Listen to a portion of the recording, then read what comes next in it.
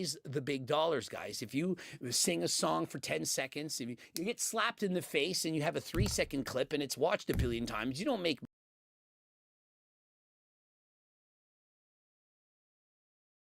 the big dollars, guys. If you sing a song for 10 seconds, if you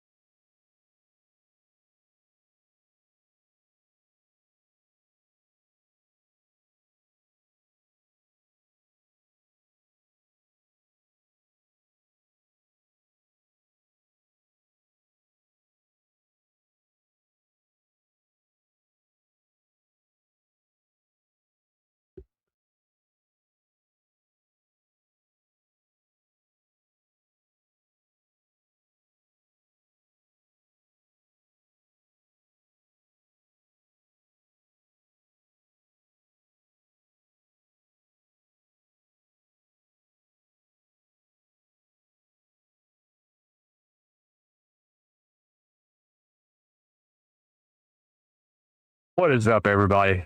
So last night, somebody that was viewing my stream came into my chat and offered some advice on regearing some champions. And we was able to get some pretty massive stat boosts. We was able to get Gizmac over 100k HP with over 300 crit damage, which was pretty nice. I had been neglecting my Odin, and he was able to get me some better stats on him, or at least speed-wise and accuracy-wise. I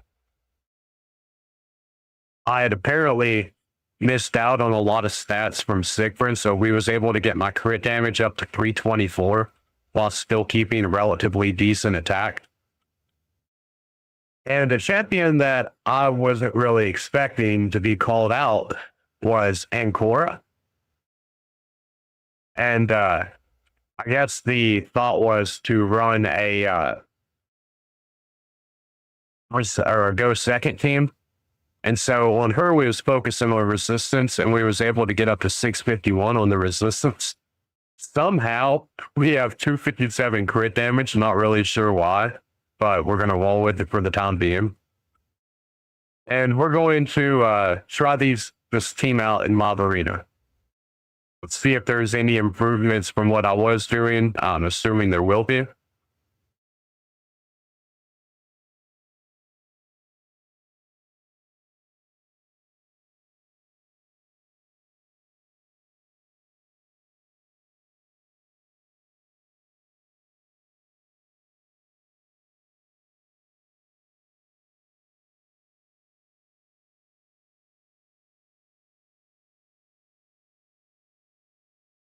Wow, it matches up with a level 68. Shouldn't be much of a problem here.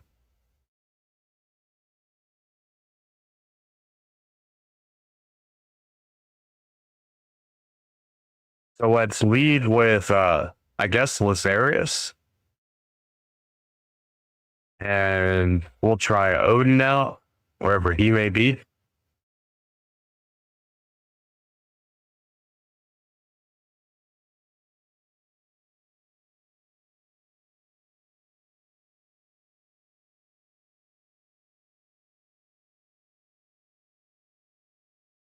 And of course, we're going to keep Daryl on the team.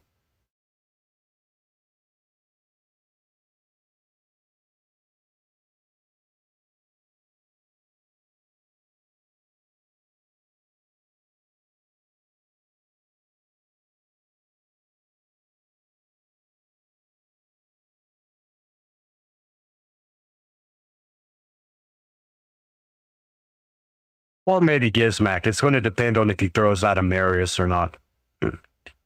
For a level 68 account, that's a really crazy team. Yeah, we'll throw out Geralt instead of Gizmac just because of all the force affinities. Let's get Hilby out of there.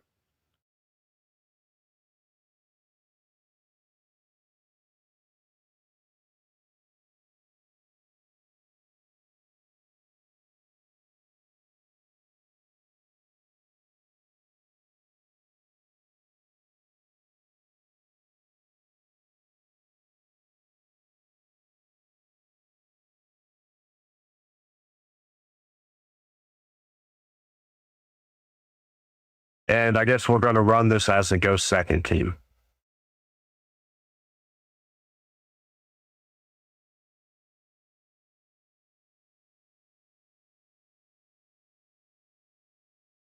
We're not horribly behind.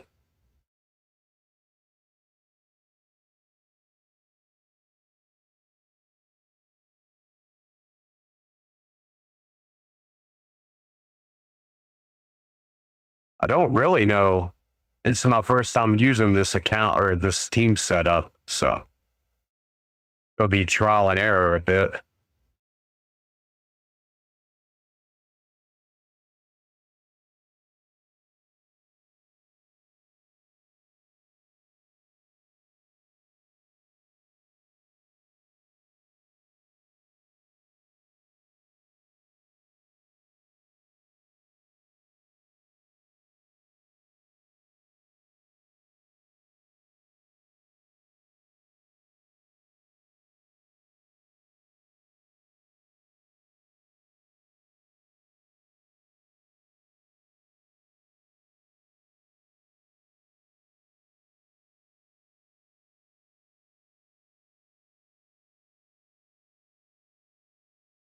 Well, Odin definitely came in for the win there.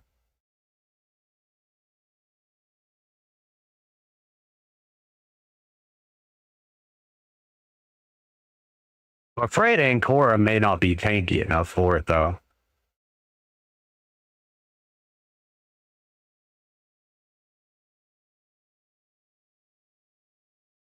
Odin definitely is doing wonders.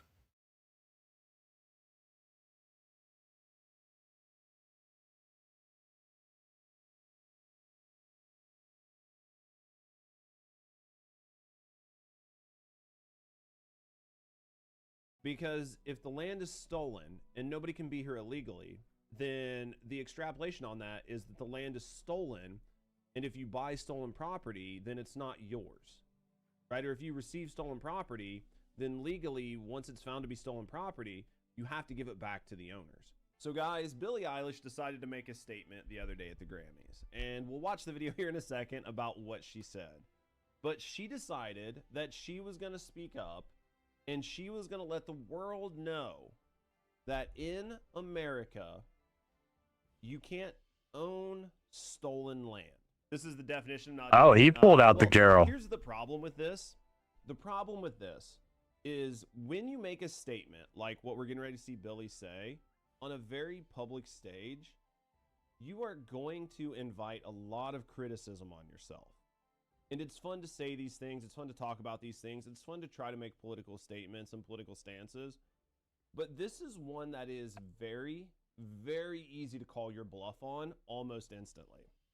So let's see what she actually said, right? No one is illegal on stolen land. There it is.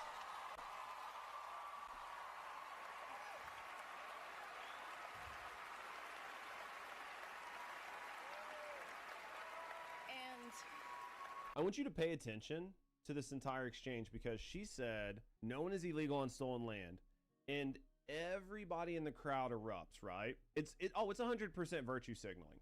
The whole crowd erupts, everybody agrees with her, everybody's like, good job, Billie. Good job. Good job. Way to say something controversial. Good job. Good job. We're all on your side. Funnily enough, after the shitstorm fallout that happened, nobody's saying anything. Like Mark Ruffalo, I think, has said something, but basically no other celebrities have opened their mouth publicly.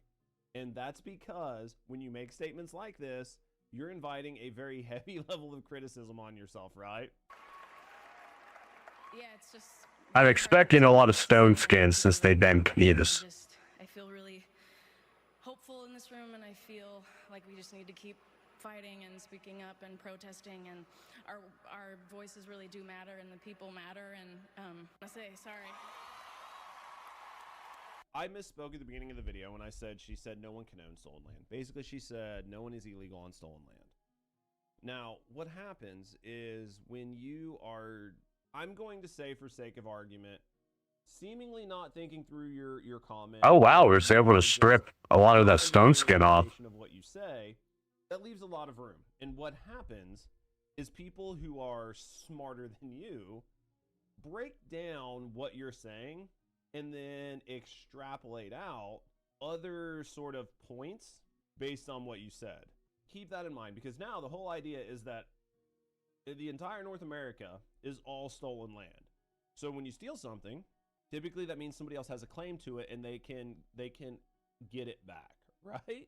So now we're going to bring this up. And the reason we're going to bring this is one of Billie Eilish's homes, right? I don't know if this is the home in question or just one of her homes. But the goal here is to look at the type of life and world that she lives in, right? She lives in a very nice house, very nice walls, multiple walls, no way for anybody to get in there. She is very insulated. She is very protected. And she lives in a world in which all of the things that she's saying will never affect her, right? Look at the size of this compound that she lives in, right?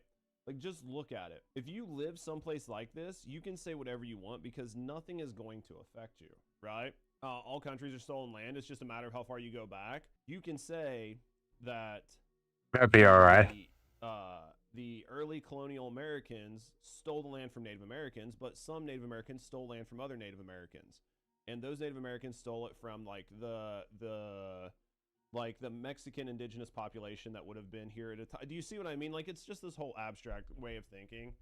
And That told the guard's going to be rough on Embers. try to like attribute logic to the conversation and you go, well, what about, and you start taking things back further, people go, no. None of that matters. It only matters to the point that we can make our point off of it, right? If we can make our point, then that's where we want to stop looking at history. Anything before that, Then we can take his turn meter. She has her own border walls, checkpoints.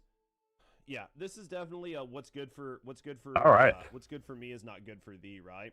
So to double back on what we were saying about like if you dish it out, you should be able to take it. I have not been able to confirm this like quote thing here. Well, that was a good first fight. Take this with a huge grain of salt. Basically on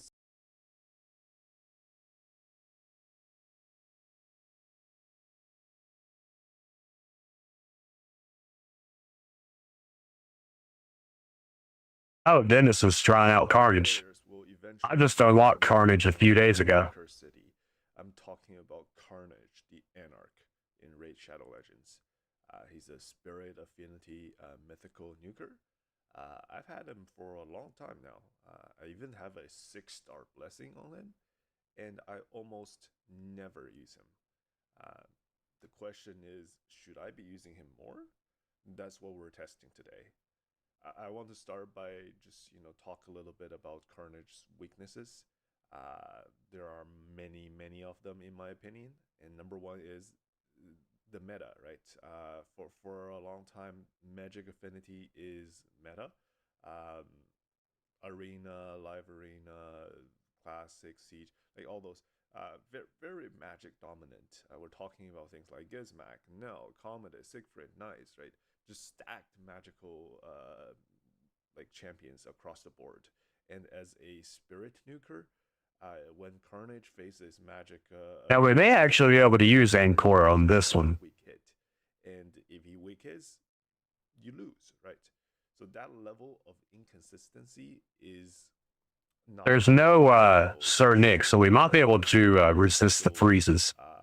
Of course, there is that mythical relic, Death Dealer, that fixes this problem. That one comes from the Live Arena mythical crafting materials. But after 8 seasons, I still don't have it. So for most players, that's a real issue. Number 2 thing I find about Carnage, he has no built-in survivability, right? So what does that mean is like you're forced to have some. So that was a waste. That protects him. For example, you have to give him stone skin gear, right? 4 pieces. Even then, it's often not enough, and that's why you see many Carnage out there running Swift Parry as well. The 50% chance to put unkillable on himself, right? So now you got survivability, but that comes at a cost of damage.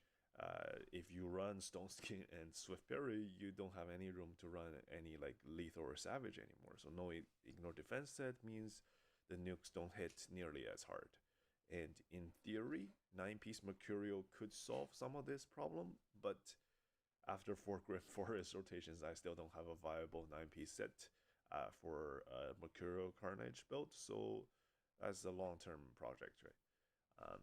Number 3, for Carnage, Oh, he she ignores is a block mythical damage. champion, and generally mythical champions are pretty good into lockouts. However, his best ability as a mythical is in Form 1, and that's a big problem because lockouts are everywhere. Champions like Fabi and Crexia, once Carnage is locked, he is significantly less impactful, especially with his best ability being on Form 1. Damn, that's a crazy So team. for Mythical Nuker, I don't think that's very acceptable.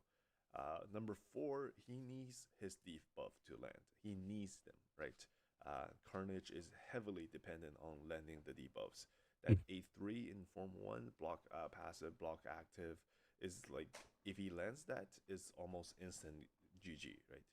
But in order to land it, that's the issue, because most of the top teams, they'll run like a fast block debuff champion, they'll run Stone Skin, Furo, Mercurial, all of the above, which stops Carnage from doing what he wants to do. So it's incredibly difficult to set Carnage up consistently. Number 5, Polymorph, right? Carnage does a lot of debuffs, he spreads a lot of debuffs, which means he's basically a polymorph magnet, and Sheep absolutely hard counters Carnage, right? So I actually hate Sheep so much that I Damn, gave him Joanna is such a up lethal monster champion. Carnage and moved into a Stone Skin pinpoint build, and I even put a one submission on him just to reduce the risk. That's how much I hate Sheep, and yeah, absolutely, polymorph affects his viability. Now I have a clanmate who says running Carnage with like a high level Hand of Uncreation basically makes him immune to Sheep. I have not tested this yet, so if anyone out there who has a high level Hand of Uncreation and can confirm or deny if it indeed deters polymorph, let us know. I have, however, tested the Hand of Uncreation relic versus the Sunset, the stun set, that one that has 18% chance to stun, doesn't really work. So I am skeptical, right? For the last thing I want to talk about in terms of Carnage weakness is the dependency on speed. So in my opinion, Carnage works best when he goes first. That means if you're running, you kind of have to run a speed team with him. But speed teams have a ton of counter these days. Even in like a speed versus speed matchup, if you're slower, you just lose, right? And that's my main issue. For a mythical nuker, he feels too dependent, too unreliable, and just too niche. In today's meta, I don't think he's flexible enough to be top tier. But when things go wrong, that's all of the reason above. But what if things go right? So let's roll the clip and see what happens when the things do go right. And then what we'll do is, because when things go right, he looks kind of insane. And then afterwards, right, what we'll do is we will break down the build and then finish the rest of the live arena session.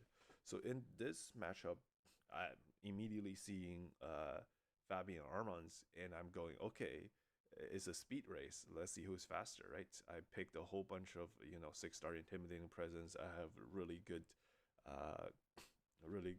speed aura, and I've got my arbiters here. So we're just gonna try to see who is faster, and I am faster.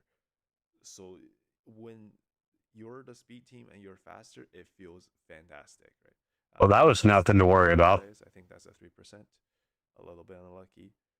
Decrease buff duration here, and then we just triple smack. Now, all of those champions are magic, and I don't want to smack them, so I smack the Arbias, right? And then spread the decrease block active, block passive. So right now the Knights is basically out of the game. The only one here is a threat right now is the Siegfried, but we take him out, right? Like he had the block feral buff, but Odin passive puts up like the unkillable, so he can't hit us, and then we take him out with the steel.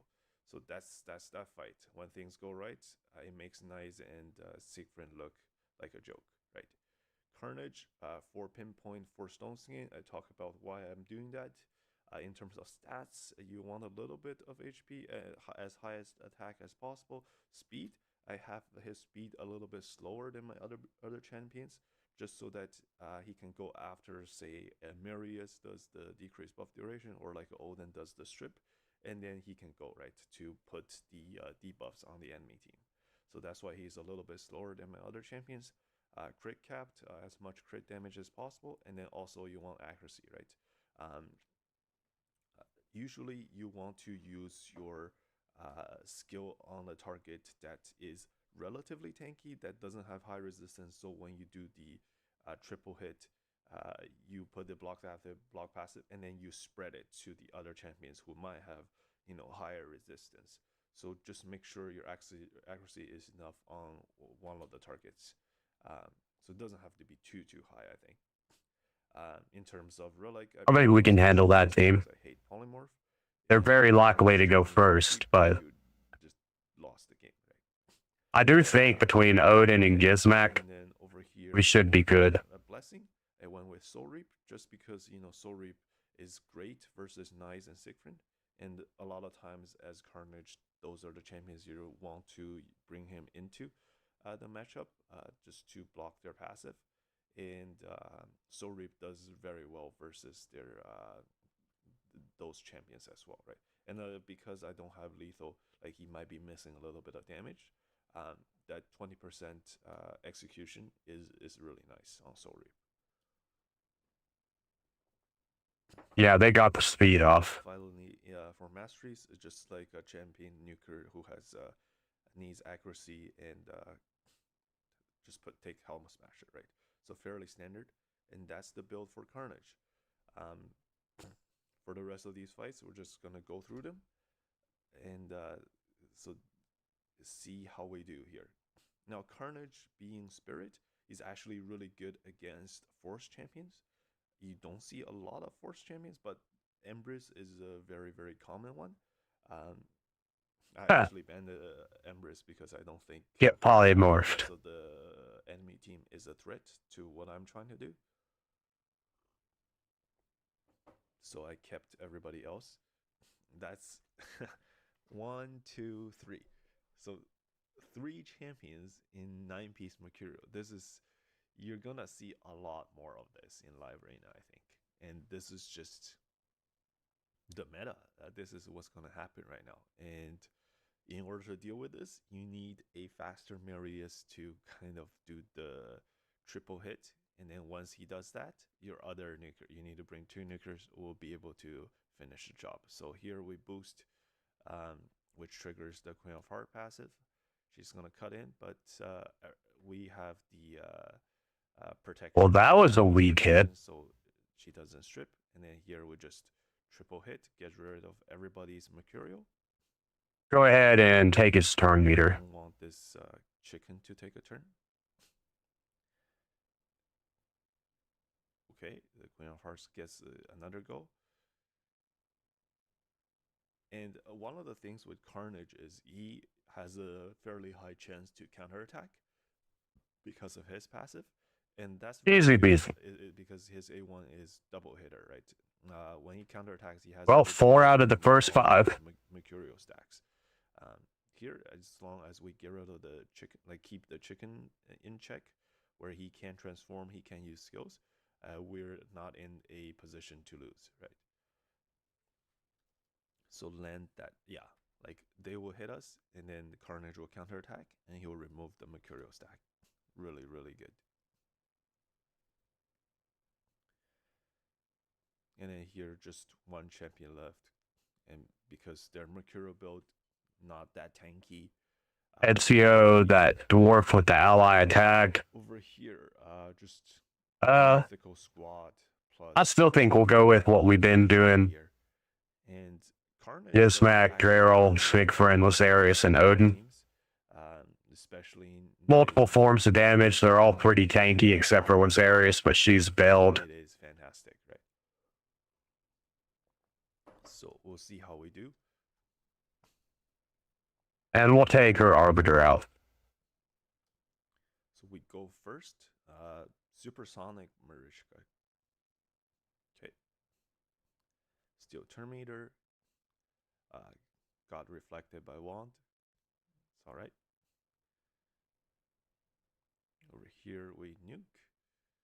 Not enough to make them transform. Here I tried to put the block active, block passive, and what happened there is the Marishka is high enough resistance. Ooh, he banned my Odin. And that's really bad. And also that Marishka has the best mythical relic. Once per turn, she'll revive with I think 50% HP and 100% turn meter. Is the best mythical relic, right? We got first though, It's not looking great because our Carnage right and he now left. is kind of useless. He didn't get to do what he's supposed to. I guess he realized he lost the speed lead, and there's not much that team could do without going first. There he is. I tried to do the A3 to cycle back my skill. Really sad, right? Another wand, just getting wanded nonstop. And over here, I think if he nukes, yeah, that's it. Because his nuke, if he kills, is a lockout, and nice killed anyways. So if I didn't get like 3 wanded in a row, maybe we had a chance. Or if I maybe gambled it with Carnage passive to kind of hit some of the other targets. Even though 35% chance. I hope he don't throw out Odin. Definitely gonna be. Okay, he's going for a turtle team. So just something to keep in mind. Didn't know, right? Didn't know the Marishka is high resistance with supersonic build. That's a strange choice, but Ooh. Yeah. So that's I think. I still think we take Donatello out. I don't know, man. Good shot of winning that. Over here, I think we hopped onto this clips are supposed to be at the back, I think, with the alto count, but we somehow got the order mixed up. So we're just gonna go through some of the. That's a hard choice right there. On the alto count there. Oh, the opponent has Carnage, and Commodus. With Mercurial being so meta, the value of Commodus and Volcanos and Nell have dropped significantly. Those champions that relies on putting debuffs on the enemy team in order to be effective, right now they're just not as consistent, right? A1 with the Marishka just to get rid of the Mercurial stacks. Here, I'm not too scared of the Commodus because I have the passive of Marishka. Over here, I'm going to transform and try to nuke. Locked. Can't do the triple hit. Unfortunate. Can we strip anything? A little bit. There on the Predator, but he chose to block revive the Armans. And that was Got my Odin out of there real quick. I think going for the Did that block a revive on him? I didn't happen to see. Yeah, I think so. And then he can take his time, block revive there, and then when he comes Man, I wish Gerald could get a turn. And go for the kill that way. So that match, I think, probably a misplay on the Predator there. Yeah, we're seeing a lot of Mercurial. I get no strip. Over here, that Leo, Wanda submission. We need to get rid of the Empress before he transforms. Could be a big problem.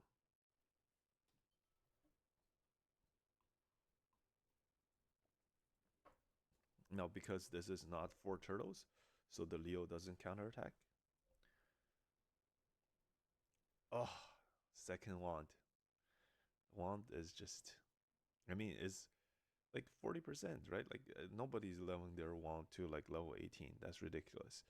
So Not sure if there's anything I can do here. 45% chance. And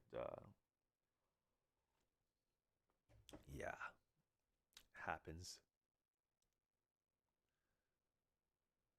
Okay, with just oh, that Noel still resisted even though we had increased accuracy.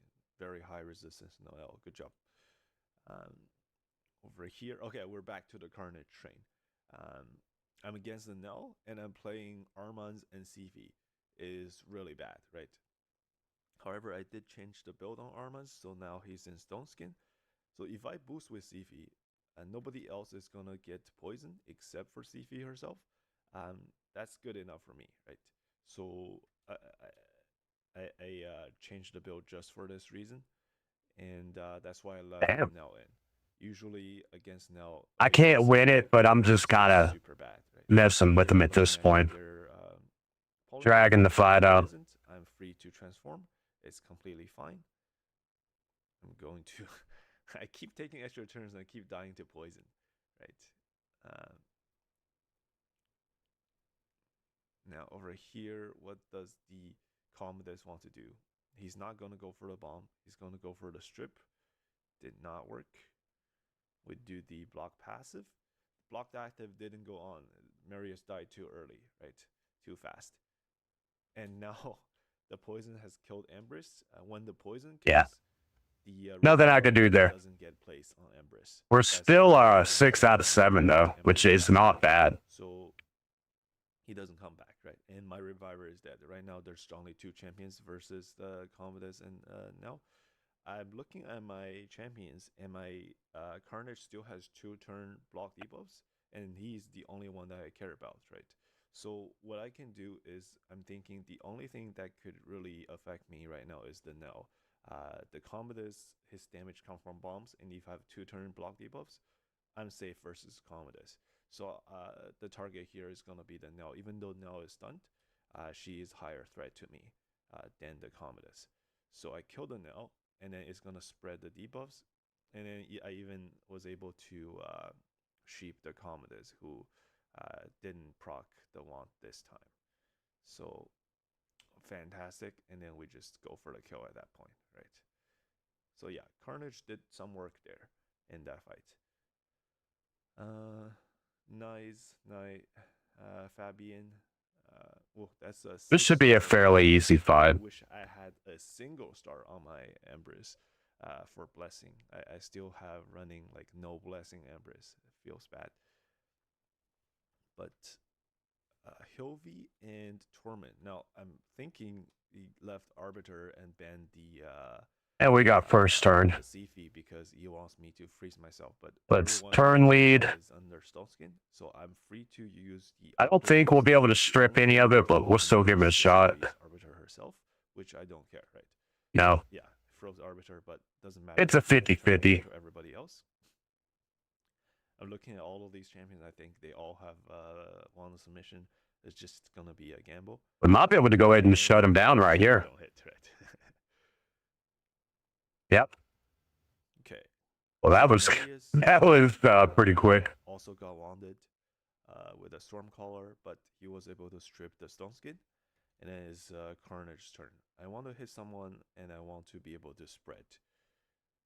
But they're all low, and Nice is the only one not low, but his magic affinity. So really tough choice here. Decided to go for the Empress. Empress Grixia. So we're probably going to get locked out at some point.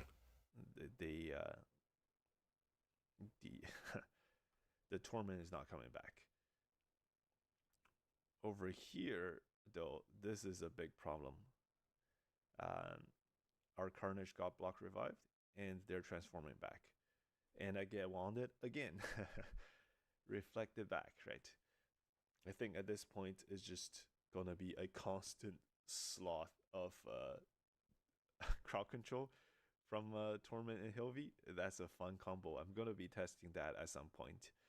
later on. It looks really fun, right? After the stone skin wears off, my team is just gonna be. I guess we could take out Corixia. I need to be more effective on the first couple turns, and I just got. We're not going to be going first, so we can get the HP bonus there. Most of the fights I lose, one a submission, right? that's it. That's it. Over here, they didn't get to take a turn, right? The strips were in my favor for Marius. And then Soul Reap is huge versus Siegfried passive. Over here, that's a odd choice. Did they get my girl? See Taurus as Maybe not. If okay. Because Taurus. Let's see if we can stun everybody. Not that good, right? Just not that good in today's meta. We got half of them. Okay, what about Embers? Can we? We got feared. I was going to say let's provoke him, but we got feared. Either way, Arnor's fixing a lave. Well, no, he's stunned, so he won't lay down a nuke. Protected block debuffs, and it's just Taurus left. Like, what is Taurus? Oh, it brings him out of his stun when he does that. I did not know that. Sifi revives with 100% turn meter. Okay. It's okay. We got this. And that's it. This one, I think this is one of the first time I faced Solana, and I did not read his skill. No, I did not. So I absolutely was not aware of why he's taking all these extra turns. At this time, I understand what he's doing. Finally, yeah. So here this. We're all under block damage. What are you gonna do, Embers? He's not protected anymore, right? Of course, I think I know that I can't debuff him. Here, if I just do the 8-2 on the chicken, it's game over. But I didn't know that if we can manage to not trigger Predator's Evade, I think we'll be good here. He will get a 75% damage. Alrighty. Did not know about this, right? So I boost up, I transform. We got Steadfast on the glyph. I was like, what is happening? Why is he doing that? Yeah.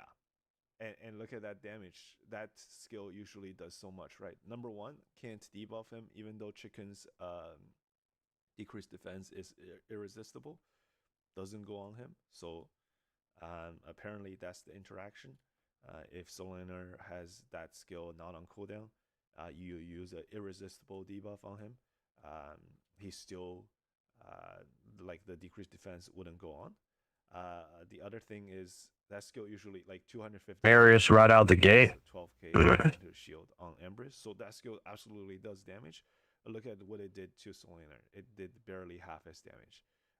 So if you are using mythicals, don't transform, don't take extra turn, just nuke him. He'll just die, right? Did not know that. So over here, I'm just getting. We got to deal with Sippy Marisha. What is happening? And his A1 is fairly good. That's going to be annoying. Here I revive, and then I still get countered. It appears that they're in wand of submission. Sifi A1, also irresistible sleep. Use it on Solana, does not sleep, right? So these irresistible debuffs does not go on him. Is an insane champion. But, you know, this is a Polymorph meeting him. as well. His skill. Afterwards, I went and looked up what he does and understood, right? And have a chance to kind of play around. Here, we're trying to test Carnage, and my opponent picks Carnage. Mesomelon Carnage. Our luck, but in my opinion, Carnage, yeah, we'll go with Gizmac and Ben Marius. I think we can handle this. He doesn't do enough. I think he's best as like a secondary nuker that goes after your initial one. Something like after Embrace that strips their stone skin, or after Marius that does the triple thing. So that's why I banned his other nuker. With just Carnage, I don't think he's gonna do enough. And plus, we're faster for some reason against a Shujin and a Bias. I don't even know what is going on here with this player, but the speeds are definitely. That Mesamel would be able to avoid the block damage on everybody. That's a little bit frightening. Under normal circumstances, we're not going. But we can ignore their block damage with Gizmac, so maybe to equal out. With the Carnage, and here it shows his issues with survivability, with all kinds of crowd control, right? Like if Carnage is not going first, he's not effective in my opinion. Um, okay, back on the Carnage train. Now we get to play him against this sort of team. Man, we really can't do a whole lot here. We're going to sheep the Marius, who usually, well, sometimes they're in Wand, but a lot of times they're gonna be running like Stormcaller or Cascades, and that's why it's a little bit safer, right? Gonna sleep the Odin. We're gonna block active, block passive. Active didn't go on, so unfortunate there, because now the this champion, King Narcissus, is able to hit us, right, with the block revive. Now, good thing is What's up, man? How you doing? In second form, and when Narcissus hits us, he is able to reflect damage and revive himself, right? High resistance Ancora, good choice. That is the build I would have gone with anyways. Okay, maybe not that high resistance. And yeah, having 2 nukers is the best with Carnage. Over here, okay, we're back on the alta count now. We don't have Marius, we just have Embrace. I think Gizmac can somewhat deal with Nice, but if he bans the Gizmac, which he did, then Embrace versus Nice is not that good of a matchup. That's why I had to ban the Nice. And over here, his I get wanded. I know I've been at work all day. I didn't. This is the kind of match. It's just wand. I stayed up too late last night and I about overslept this morning. I didn't have time to set it up before I went to work. I do plan on leaving them running though overnight when I go to bed tonight. So over here, Odin, my Embrace, who else was it? Odin, Nell, and there's one other I was going to leave running to get masteries. I forgot who the third one was. I need him to kill my Marishka at an opportune moment so that my team comes back, and I need to control him, right? So I need one of his nukers to kill my Marishka, while the other one is not ready to do a big AoE nuke.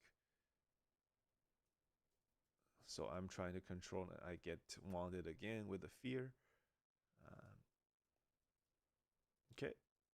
Oh, and Ancora? Not a good choice to use Tara's A2 there. I'm afraid Ancora isn't tanky enough.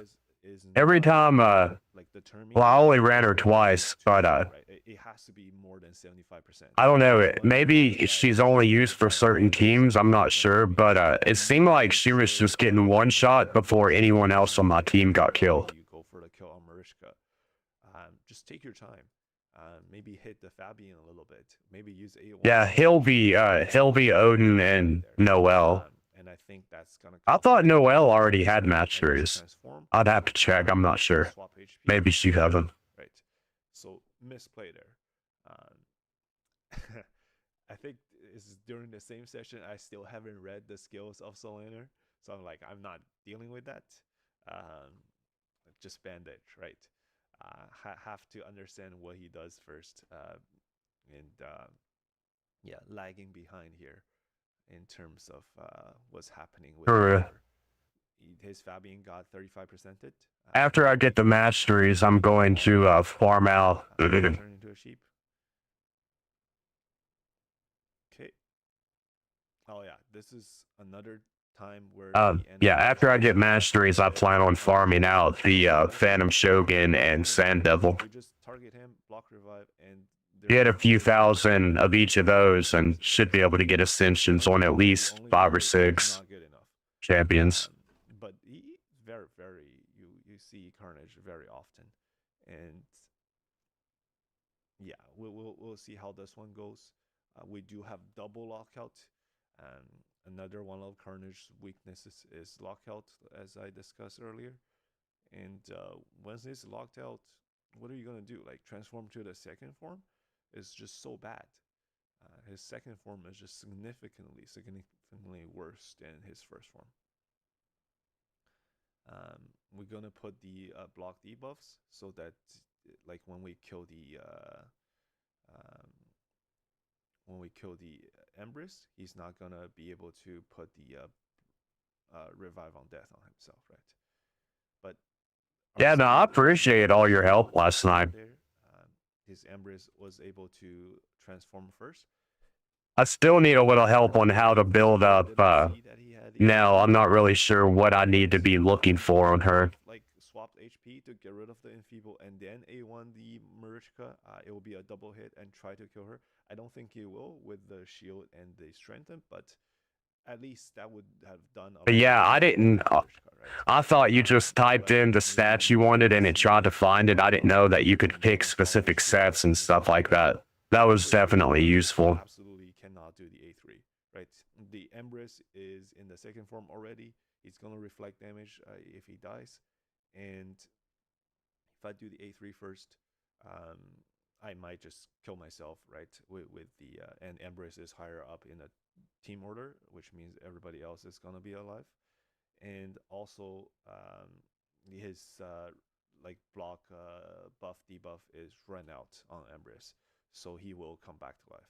So absolutely, as Marius player, you have to recognize your only choice is to A2 here without putting increased defense, because you have Stone Skin skill. What's up, Spud? How you doing? Damage is gonna hit the Stone Skin first, and we even was able to decrease the revive on death. Nelson? And just are you calling Nell Nelson? So fairly good there. That's kind of funny if so. The same fight. Oh damn, he just backed out.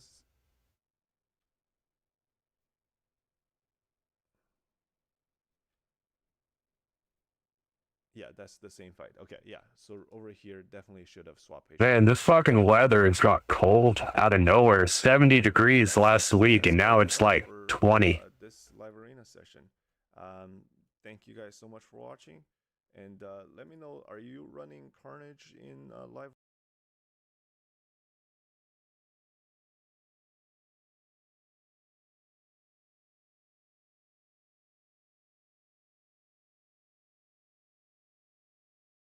Well, speed's not really an option on my account. I can only get up to about 400 or a little higher. Swindler was actually helping me yesterday try to make kind of a pseudo go second team.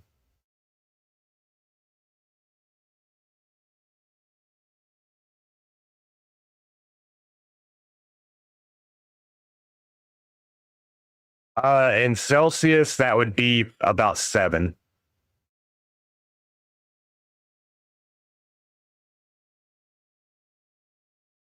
It went from about 40 to 7, or 37 to 7, something like that. Ah, man, he picked Odin this time.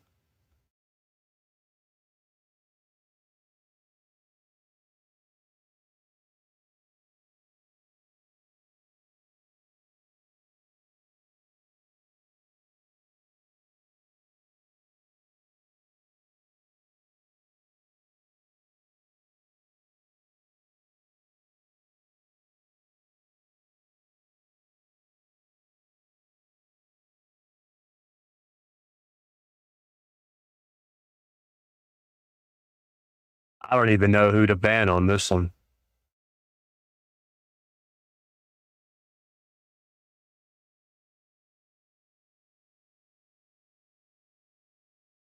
For which champion?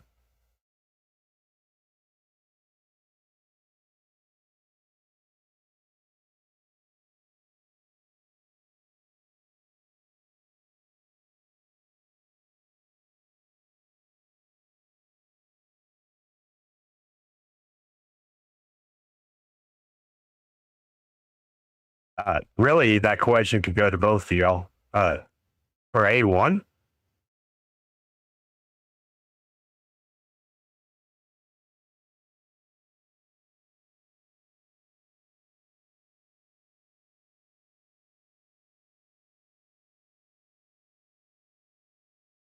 And Spud, who are you running at? You said 455 is your speed. Who are you running that fast? Dude, this is like the tankiest team I've ever seen right there.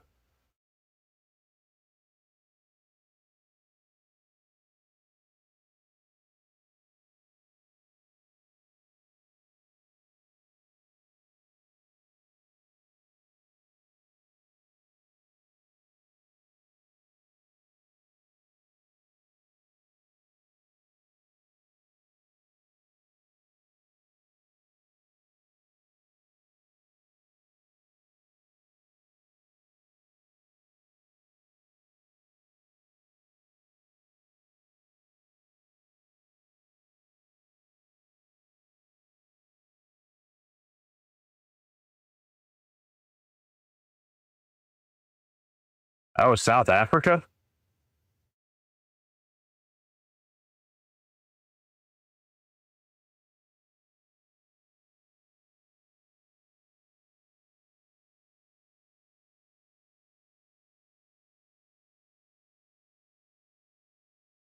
That's pretty cool.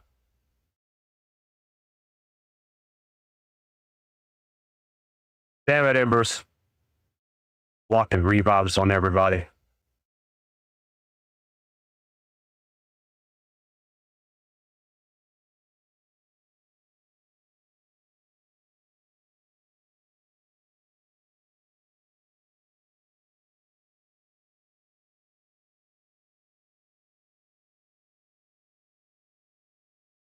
Hello everyone and welcome back to another Raid Shadow Legends video. I hope you all are having a fantastic day, and today we are...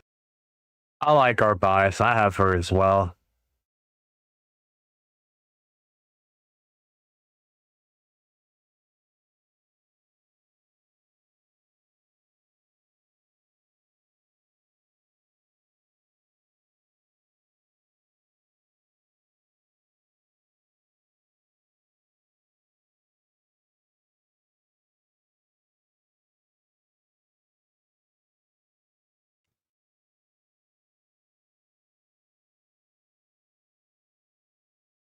Dude, I cannot believe I pulled that off. I did not think I was going to win that.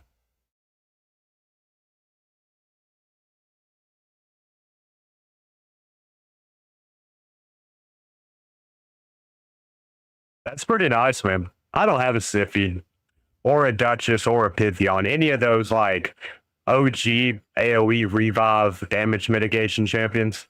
I know Siffy's not really like a damage mitigation champion, but she is one of them like OV revive support champs. Dude, I cannot believe I pulled that win off just there. Gerald just came in and wiped him out.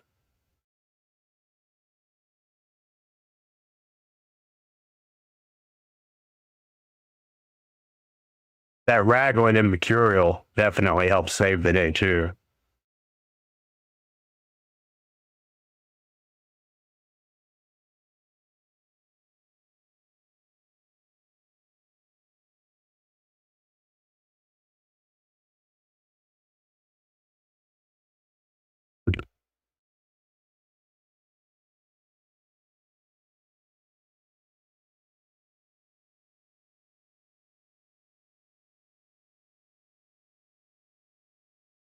Well, what if your speed booster brings your Luker up to the speed boost level? Like if it's just like, say, 30, 40 points slower.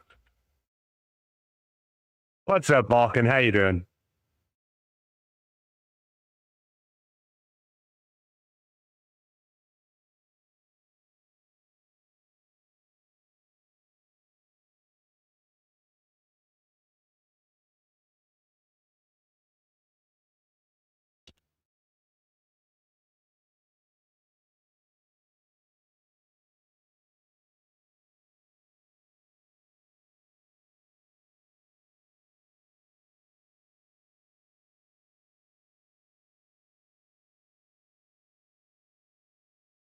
I should have probably went with the Geralt Aura. I know I'm not gonna go first on this. Oh well. I wasn't too far behind.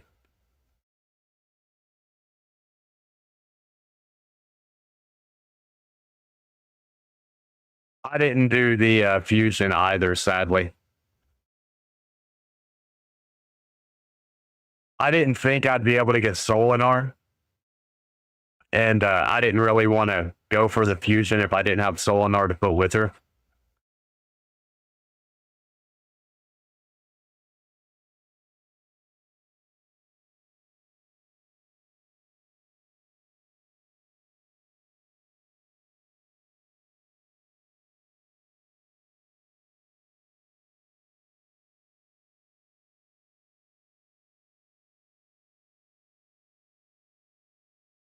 Dude, what is up with nice Stone Skin there? It's been on 0 for like multiple attacks now.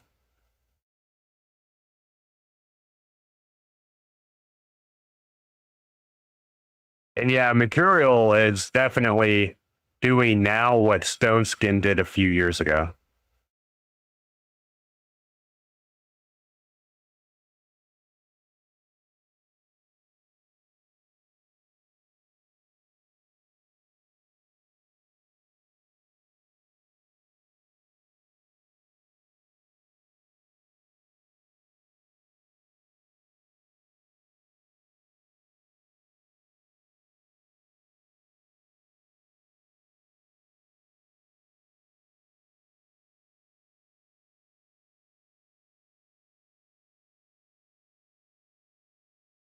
That's definitely a thought or a valid strategy.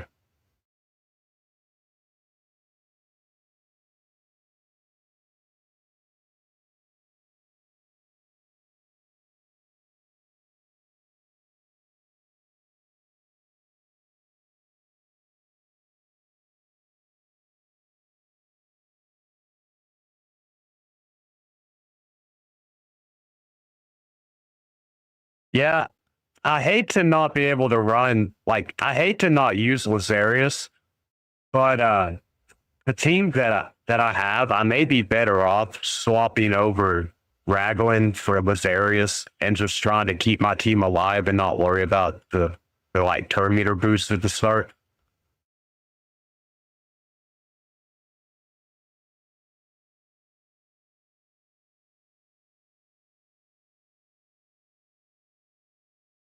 And Odin can definitely be like a CC champ. Garrow can provoke, so I guess she would be considered kind of a CC champ. Gizmak, he burns off the stone skins. And Raglan and Mercurial is, well, Raglan and Mercurial.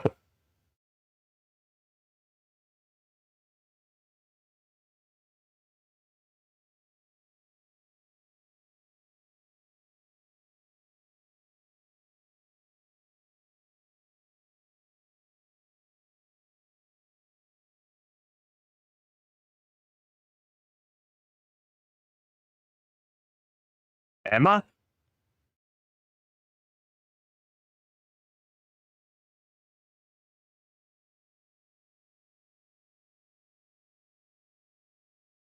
Unless maybe the optimizer pulled something off of her, should it be?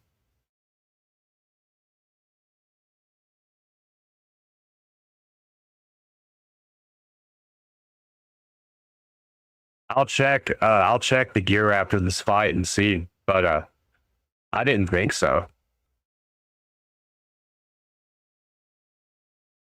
Yeah, I'll check it after this fight.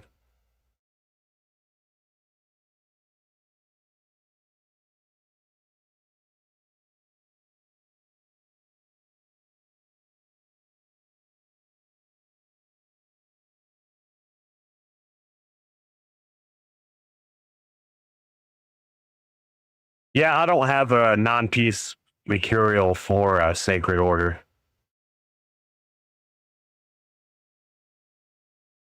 Hopefully after the next Grim Forest rotation, I will. And Empress is just going to kill me here with the reflect damage.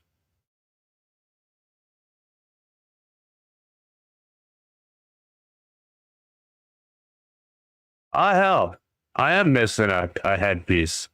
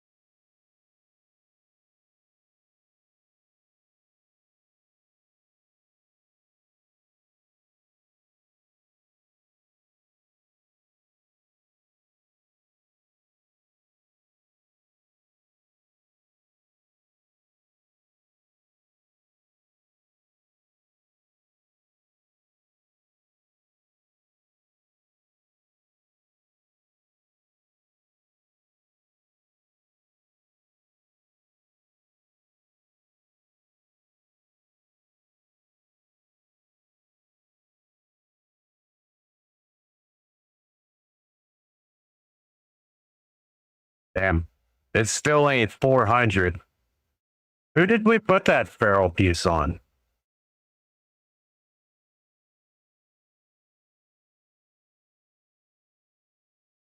Now, I don't have a who this.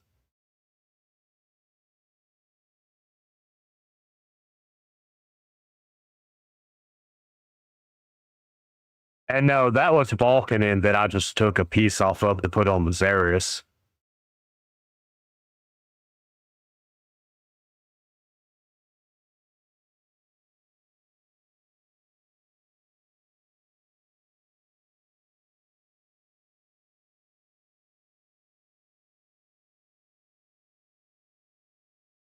Yeah, I could pull off the protection on Cernic, but I couldn't get Mercurial on Noel.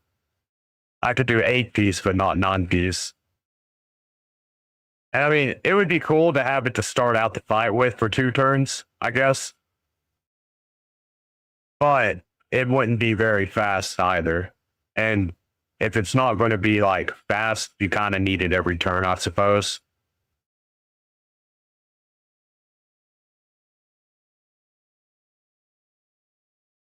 Well, they're going for a crowd control build.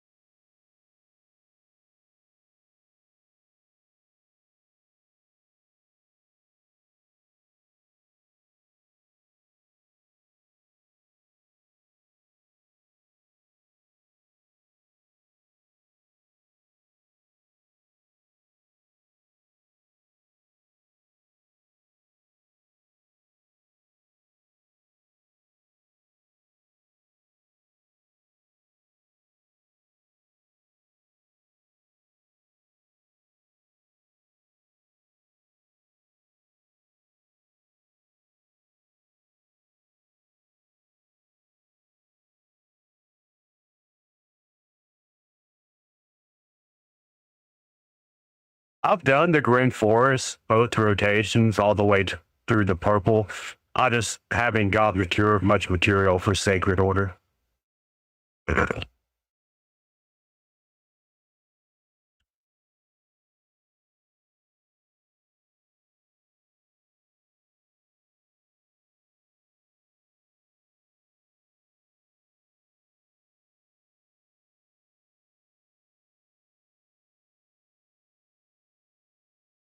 I'll try it out.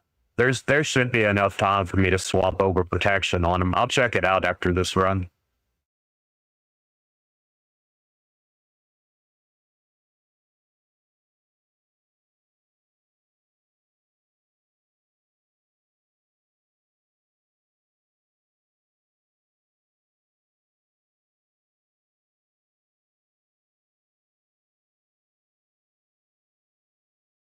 Uh, in Lava Arena, though, wouldn't you think they would just ban Noel if I tried to run the 2 of them? I've always been hesitant to run tandem champions in Lava Arena because they always just ban one of the 2, generally speaking.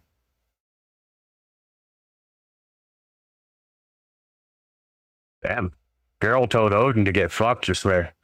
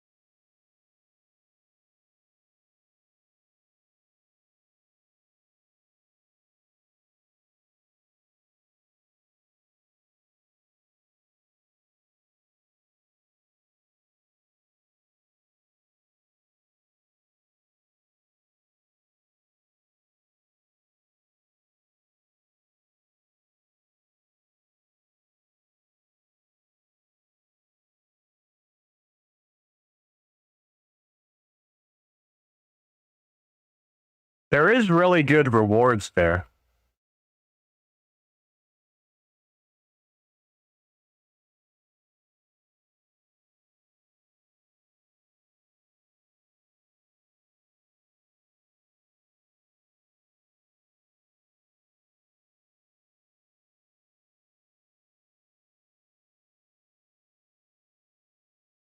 We got that. Ah, shit. Oh, bad. I meant to go check that tier. Check out protection on Sir Nick.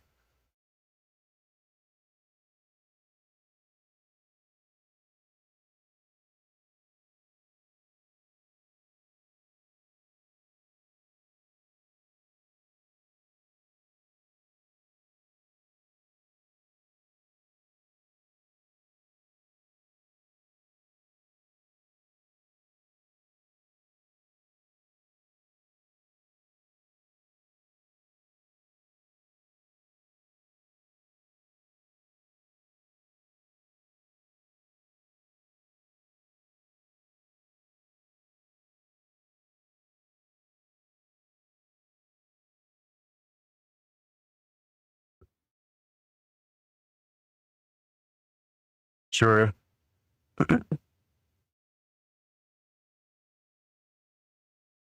People do like to ban Siegfried or Lazarius, either one. But if I am able to squeeze the Noel and Cernic out with Odin on the team, I could use Odin's 40% speed aura. That could be fun.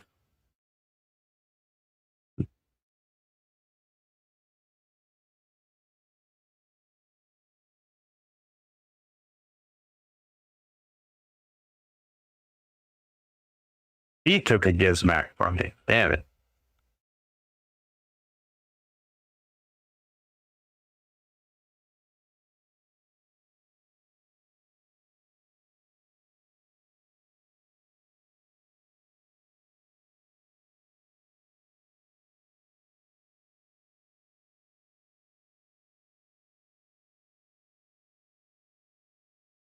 Unless they're running, yeah, he gets banned a lot unless they have like Mariska or another or he'll be like a block damage champion on their team. But even if they do, if they're not in protection, he can just strip the block damage off.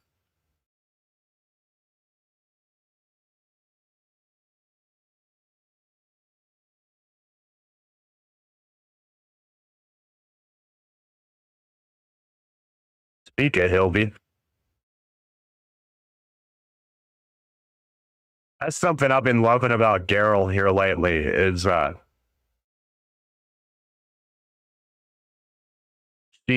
she ignores block damage now with the A1.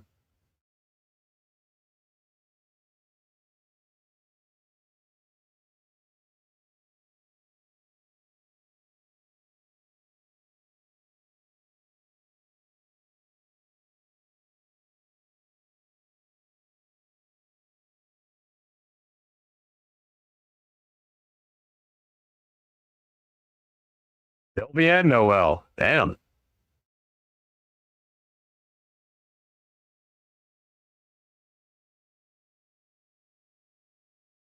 Man, that's a hard team.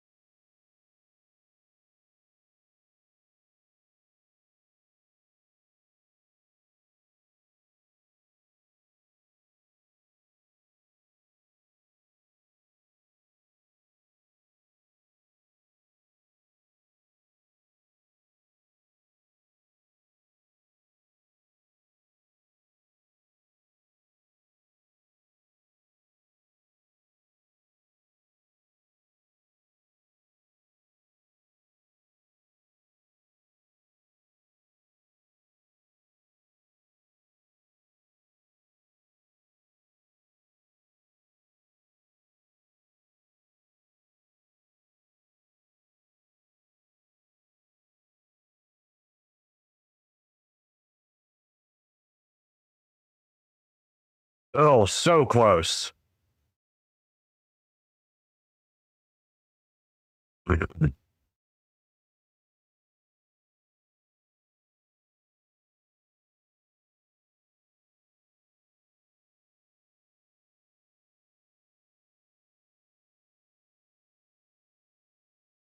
I do agree with all the power cards that you get.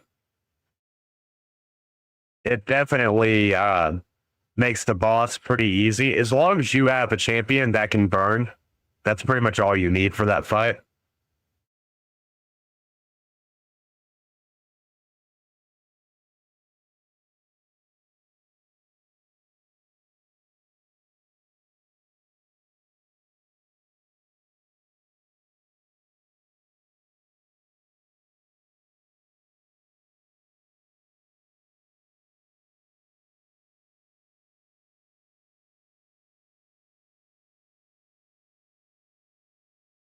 That was weird. He could have totally put Gizmak into his second form and probably wiped me out just then. Well, not Raglan, but the rest of the team.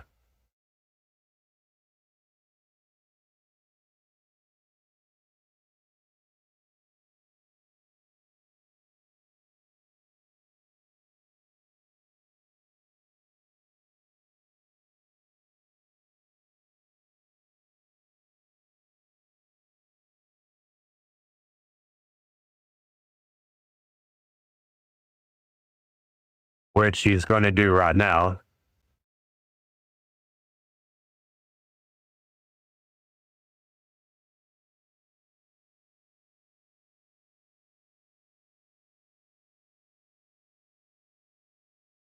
Yeah, that one's done.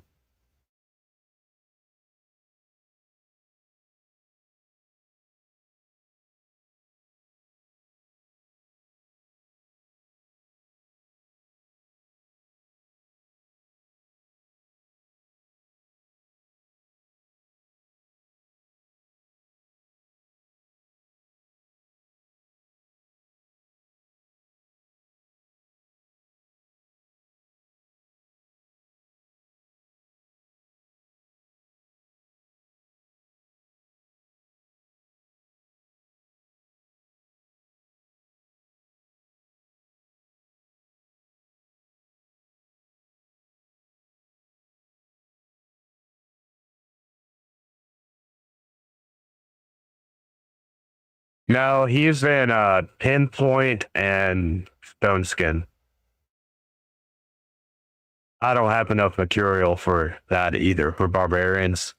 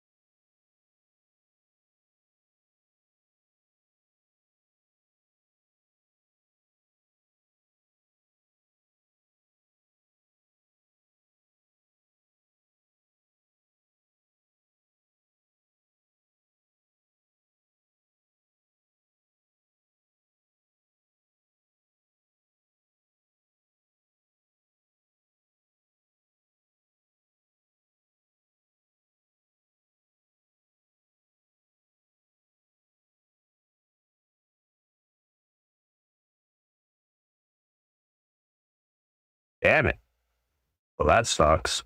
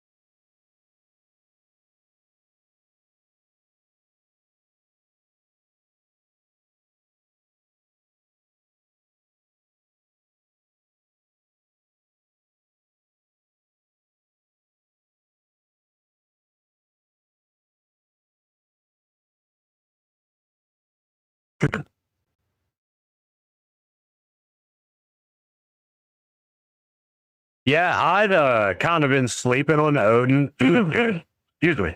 Outside of Grim Forest and other like PvE areas, I hadn't really used them a whole lot.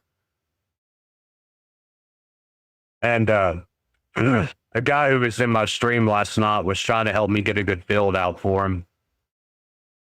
And yeah, he's definitely improved my arena account, that's for sure.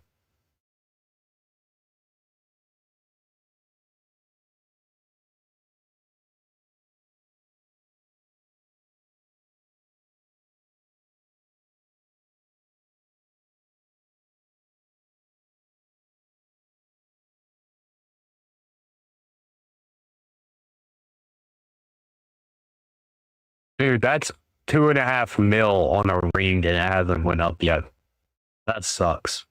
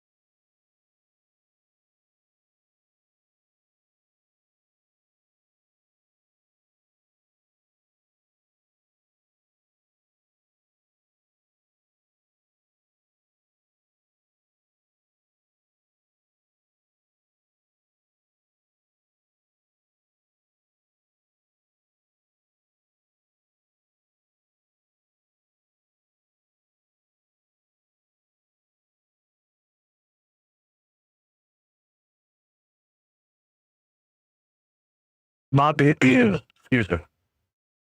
Do you think it would be better to do 4-piece or 6-piece mercurial? Or sorry, it'd be 4-piece mercurial and 4-piece pinpoint, or 4-piece stone skin and 4-piece pinpoint?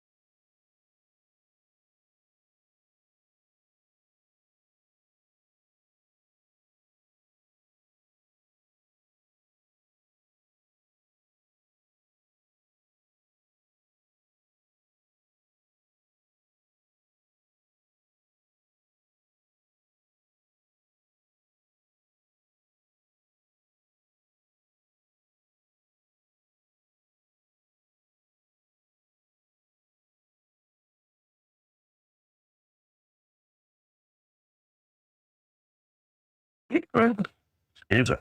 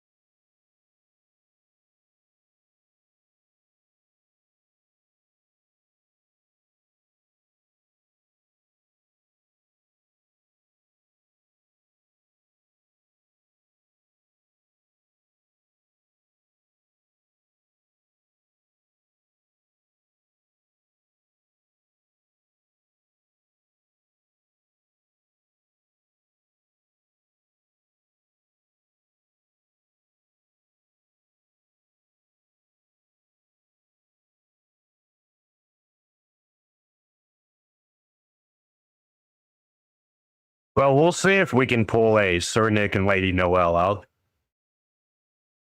They're not going to be very fast, but if they can stay alive for at least a turn, at least long enough for Noel to bring out Sir Nick's unkillable.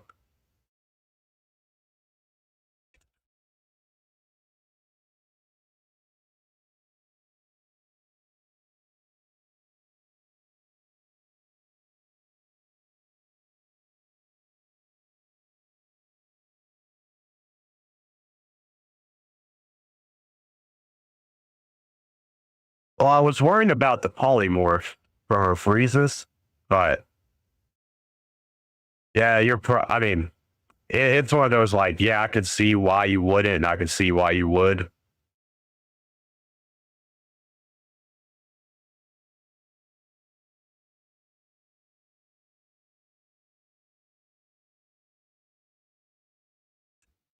I spent all my star stones or whatever last night leveling up some different relics, so it'd have to be after Chimera, but yeah.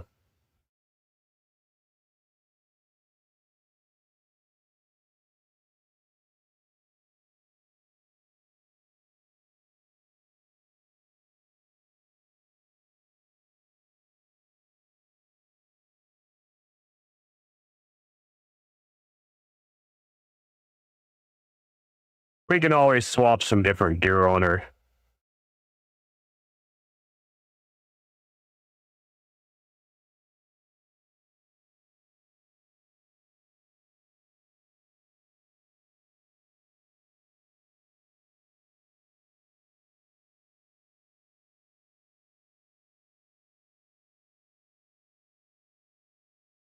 You don't see Frony, I mean, I know it's a 6-star, but you don't see very many Fronies. Yeah, they banned the Sir Nick.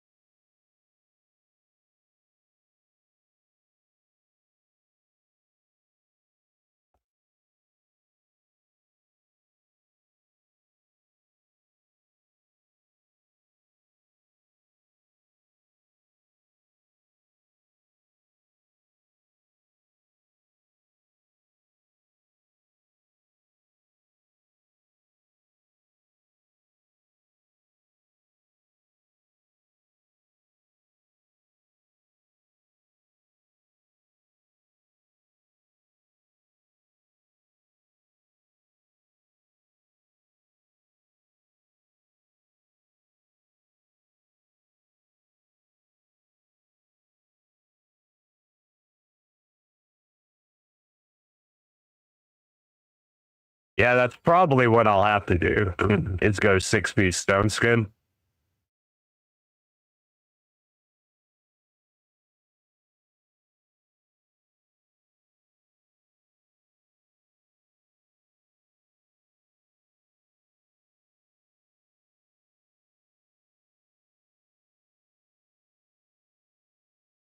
Damn it, Embers.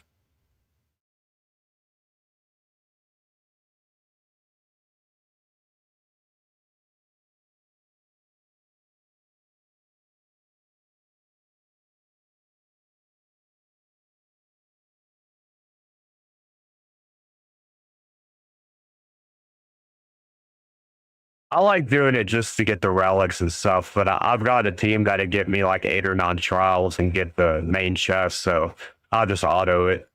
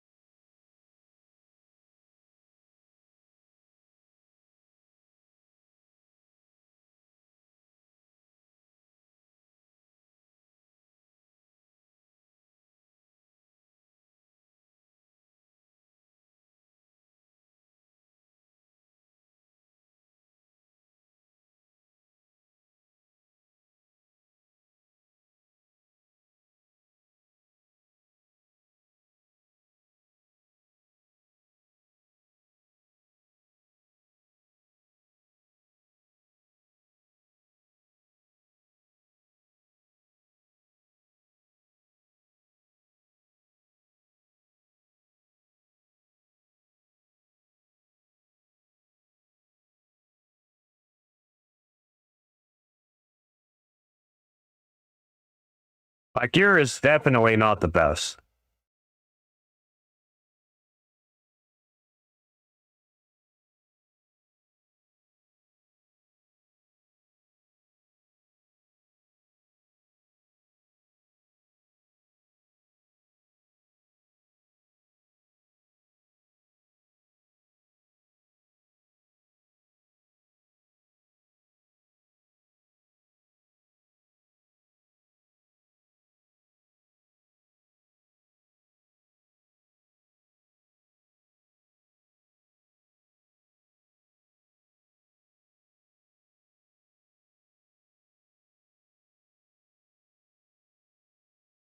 I was trying to think if any of the non-piece gear sets gave you a speed, like as the stat, like how some of them have crit rate and stuff.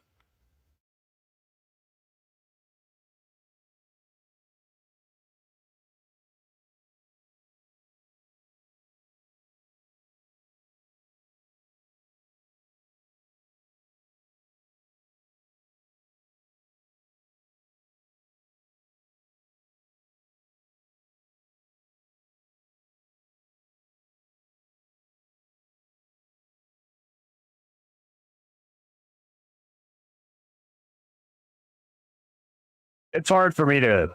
Most of my like, I guess my fastest gear sets would be between like 360 and 400, but I can only do that on a handful of champions.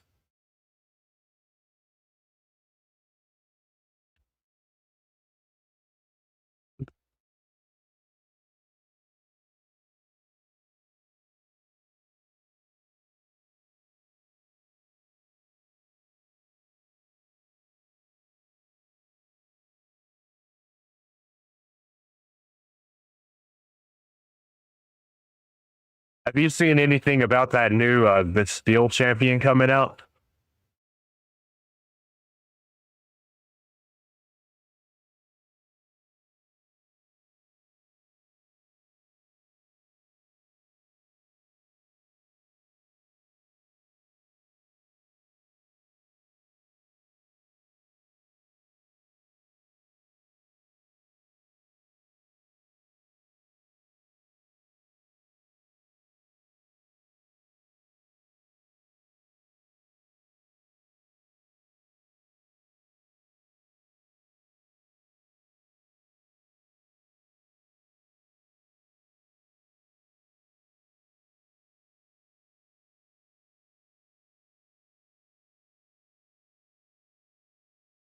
She definitely looks pretty good. Like, not, I don't think she's going to be like meta, but like just barely outside of the meta. She's a little bit too squishy to be meta, but her damage is definitely impressive.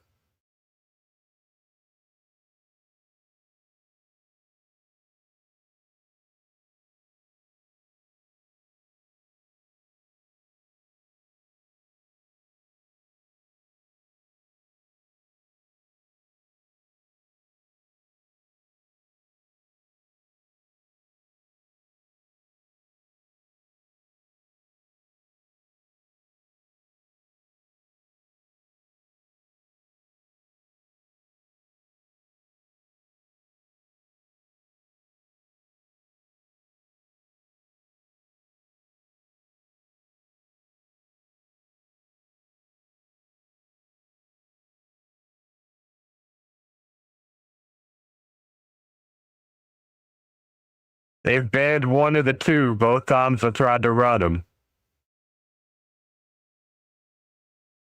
Uh, this account I think's like 3.5, going on 4 years old.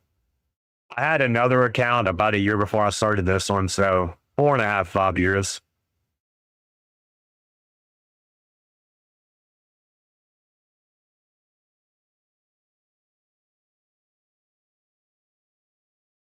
What about yourself?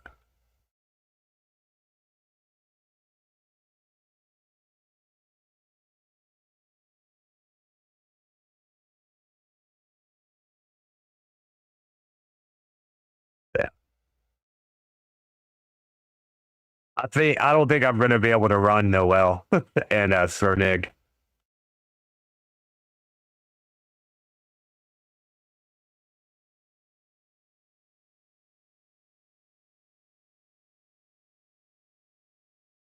At least not with the gear that I have on them. Let me rephrase. I don't have good enough gear built up and glyphed up on them to run them.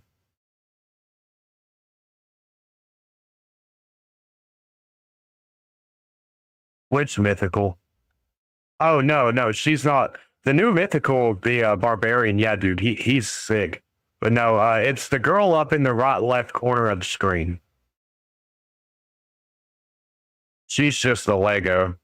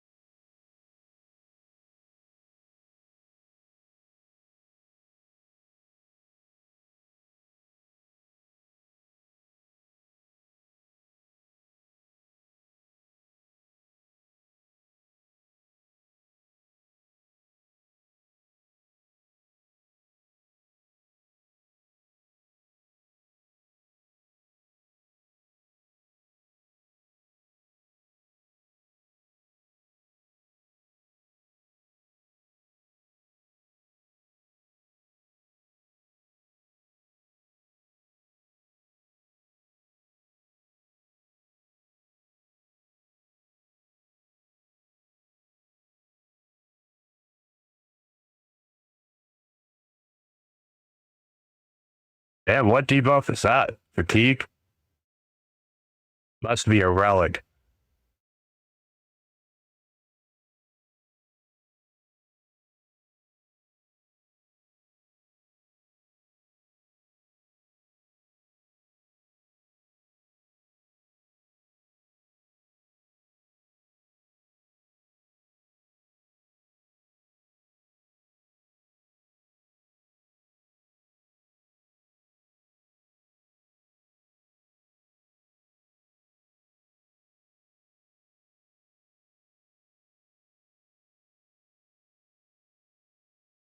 Yeah, I used to just throw out Fabian as my first champ because it was almost a guaranteed ban every time.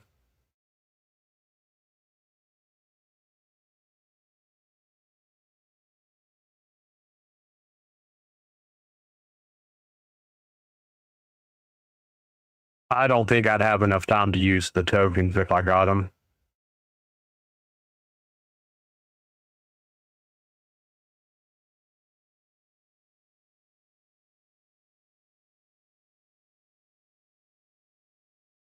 But this is the champion I'm referring to. The steel.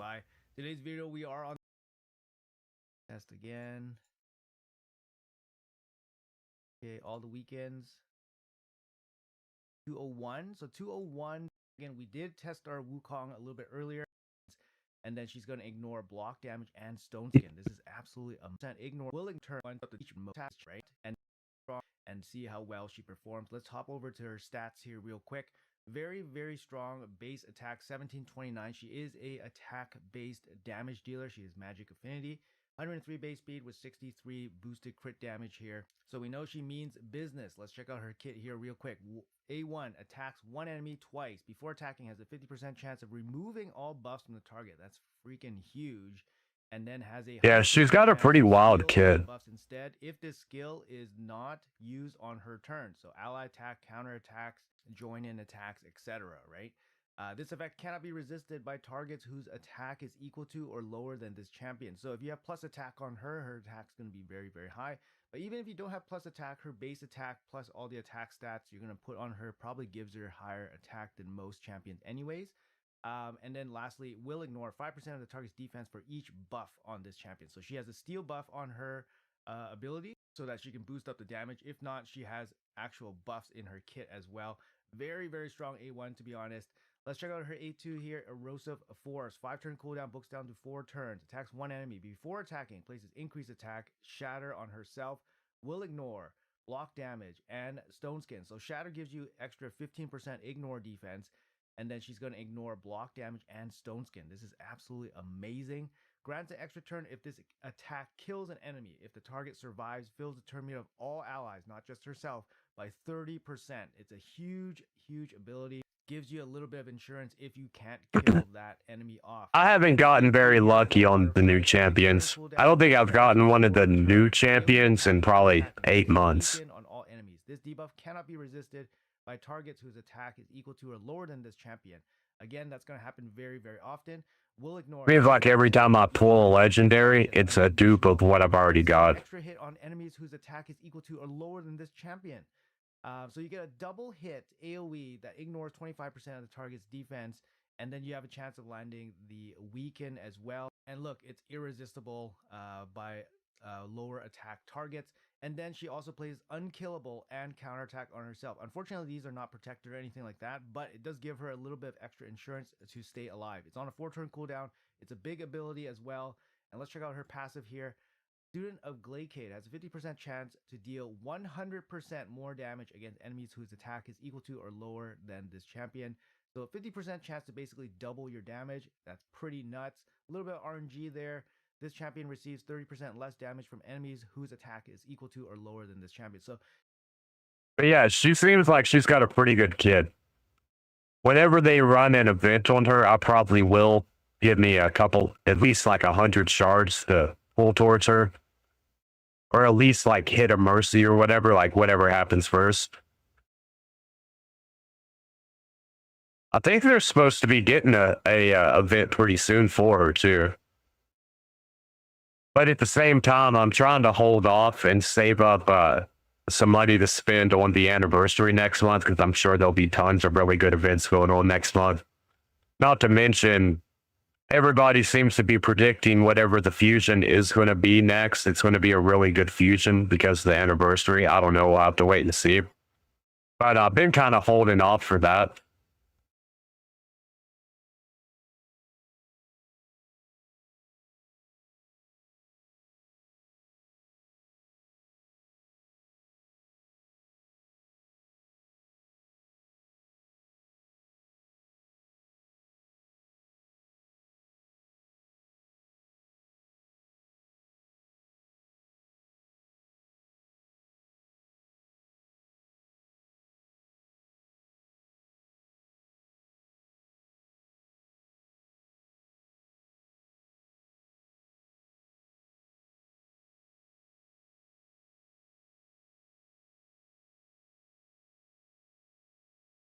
I will say though, after that swindler dude helped me build up my couple of my characters last night, at least I can take on various teams now.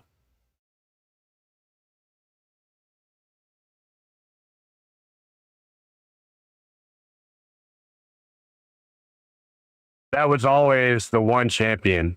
Galather don't bother me, Nias don't bother me, but Marius, he always seemed to just kind of bring my teams to a halt. So I am kind of glad that I ain't got to worry about that as much anymore.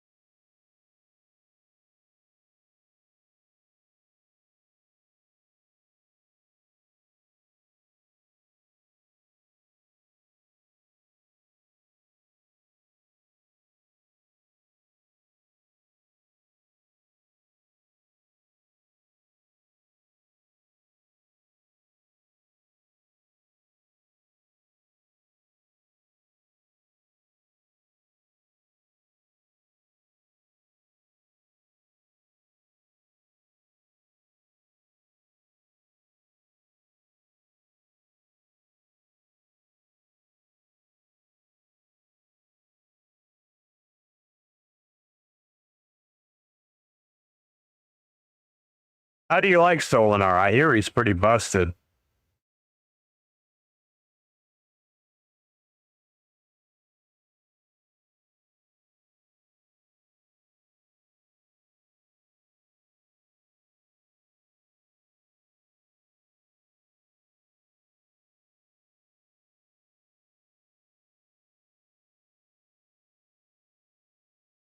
I haven't went up against him in the arena yet, but what videos I've seen of people using him, they seem to be very happy with him.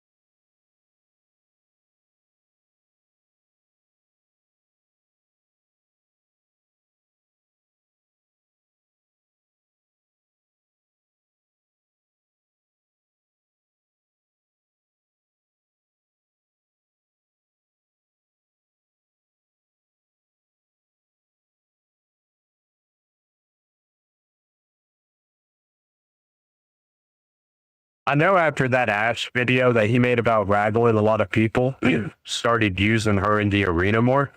But I only saw that happen for like a day or two. I'm surprised that didn't kind of become a mainstay for certain people. I feel like she is like, no, she's not on the level of Noelle, but she's still probably like, I'd say at least in the top 10 revivers. Top 3 when it comes to single target.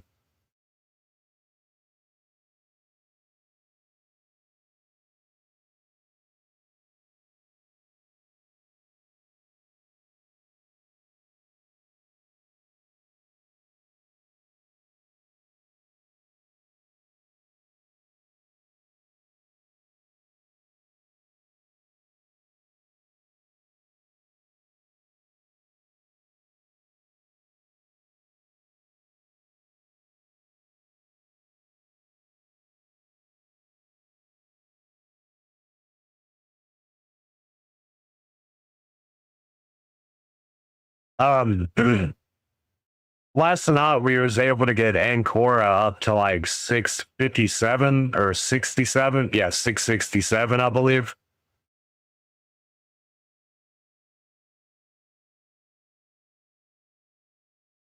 Why?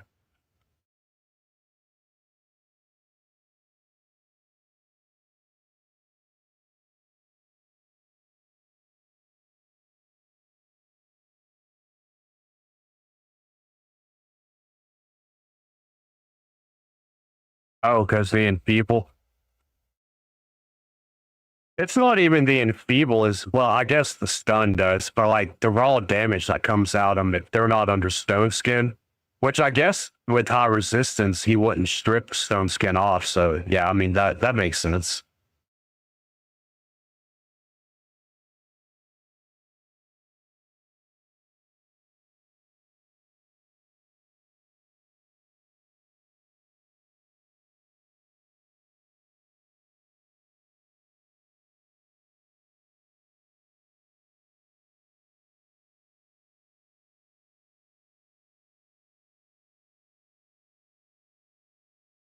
I'm really damn, I'm all choked up tonight. I'm really digging Geralt after the buff though.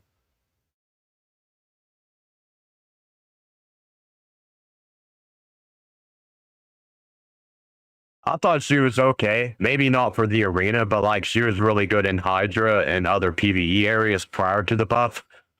But now that she's been buffed, she's a pretty sick champion. Ooh, that's a tanky team. I didn't see they had Bayek or whatever, the dude who you can't crit off of.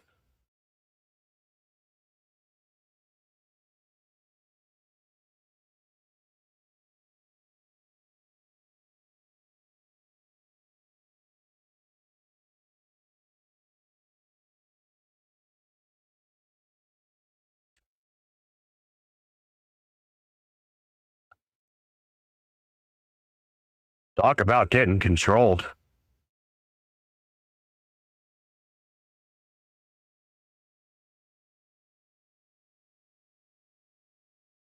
Oh, nice.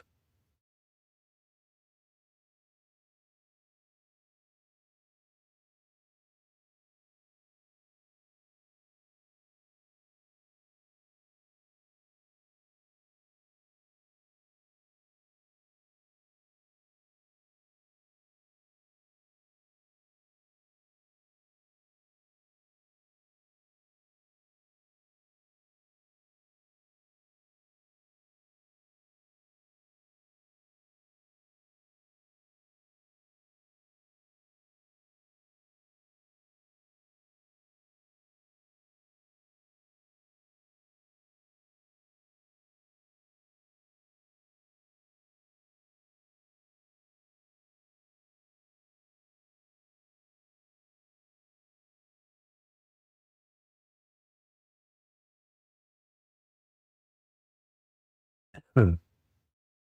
I'm so glad they added quick battles tag team. It makes it so less tedious.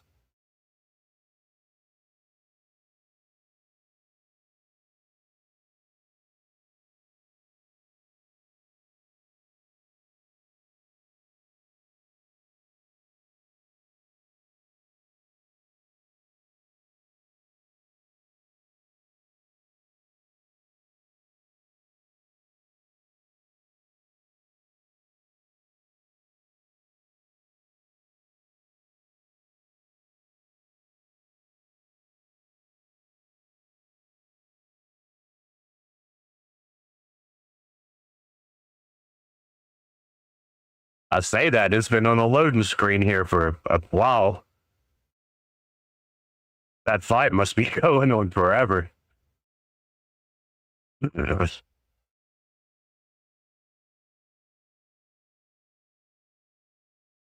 But it's supposed to be a quick battle.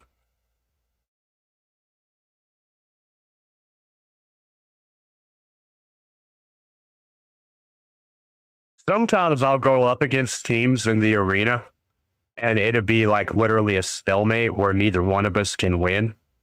I hope that if that is what's happening here, I hope it doesn't just infinitely go. I'm afraid that may be what's happened here. And you click out. Okay.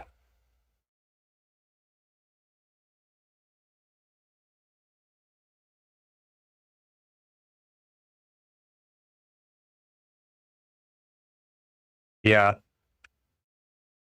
Siegfried in Lightning Cage, though, seems to do okay.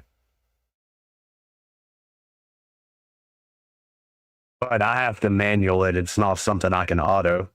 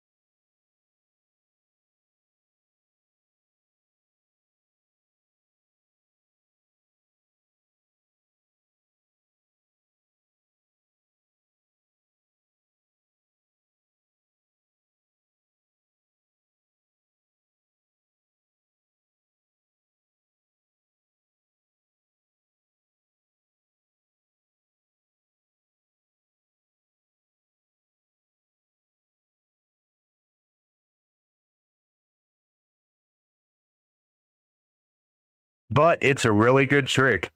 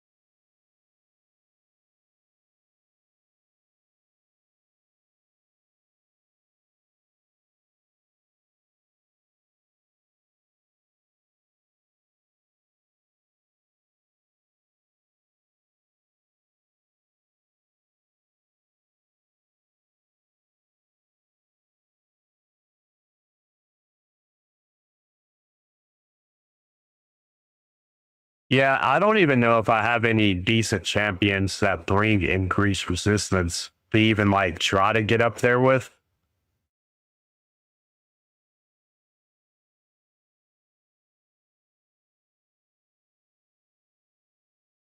Feral. That's it, Feral.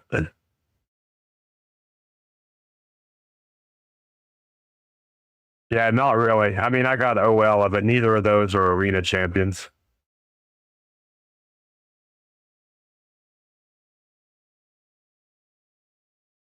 You must never do tag arena then. I agree. The only reason that I'm doing it right now is A, there's a tournament, but B, I'm trying to get the Marius quest done. Or maybe it's Ramontu. One of the quest lines, don't you have to hit like gold 2 or gold 1 or something in?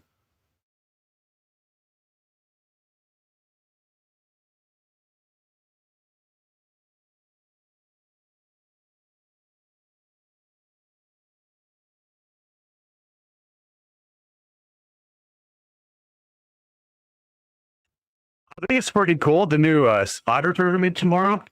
Instead of them making you have to do a specific faction, you can pick a single faction, but whatever faction you want to use for it. I think that's a pretty good twist on it. Make it a little more accessible as well.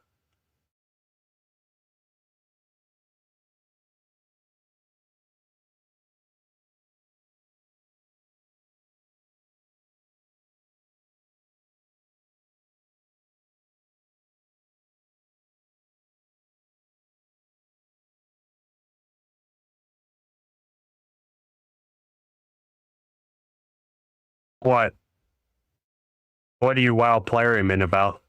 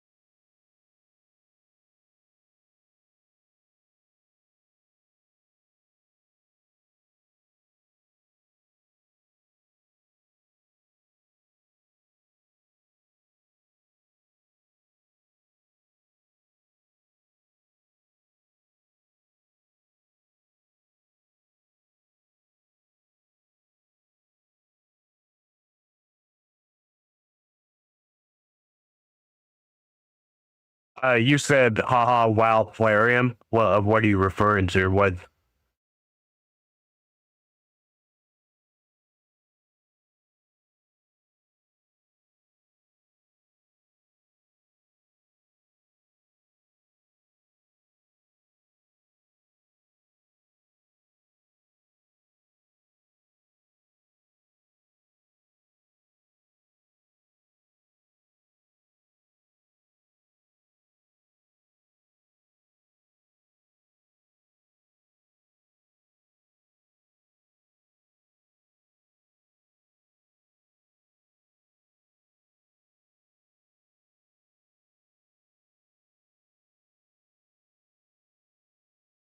I will say, it seems like Geralt doesn't really care about Marius either. At least not before her first turn. Like that initial nuke he throws out, she normally is able to survive it.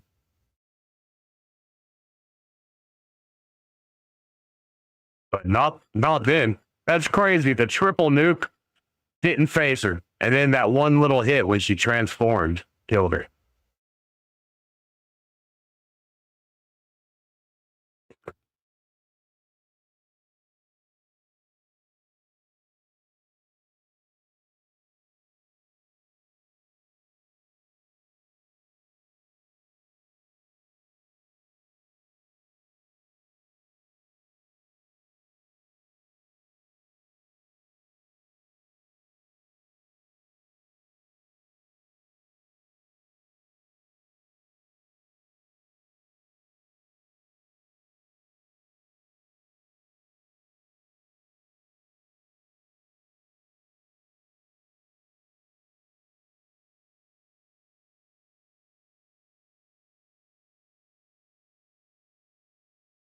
Oh, yeah, I agree.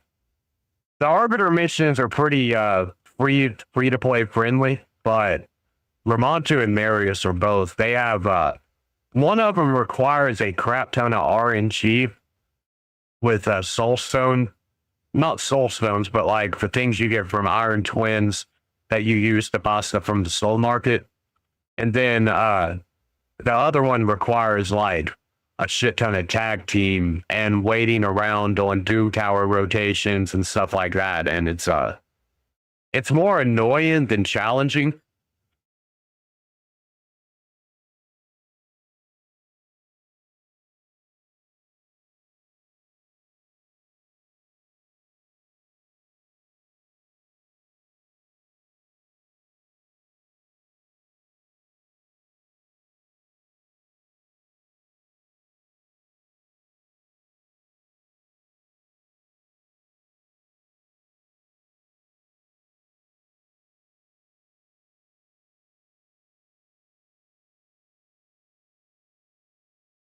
Oh, yeah. I would say it was probably one of them stalemate fights where, yeah, exactly. Like where the battle got stuck. And instead of it just, I don't even care. I wouldn't even mind if it gave me a loss for that specific battle, but just give it a loss and move on or whatever.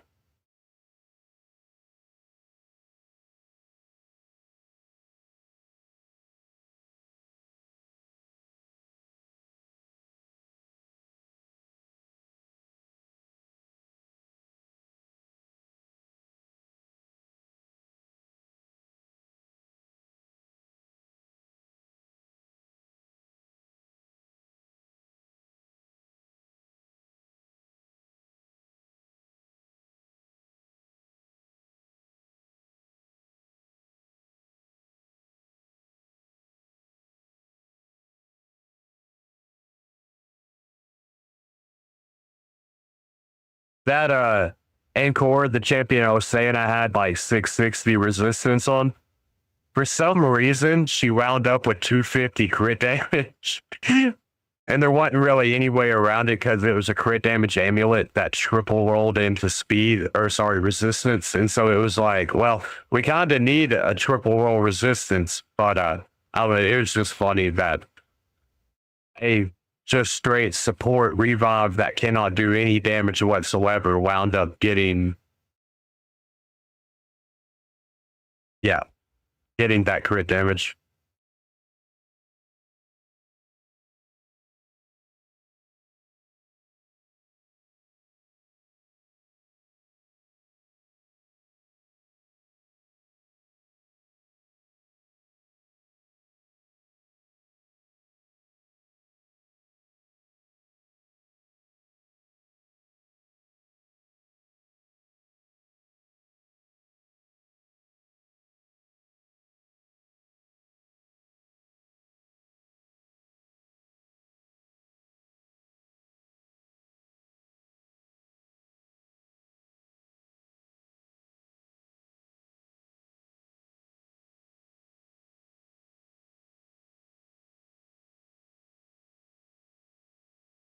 Yeah, I mean, there wasn't an exit or click off option. I just had to hit escape on my keyboard. But I was afraid I got stuck for a minute there. I ain't gonna lie.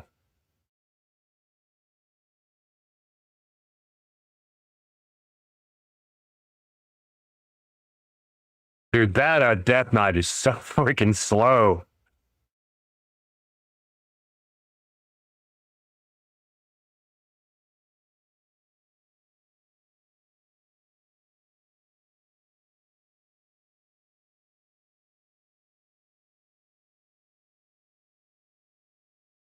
I believe Wanda's submission.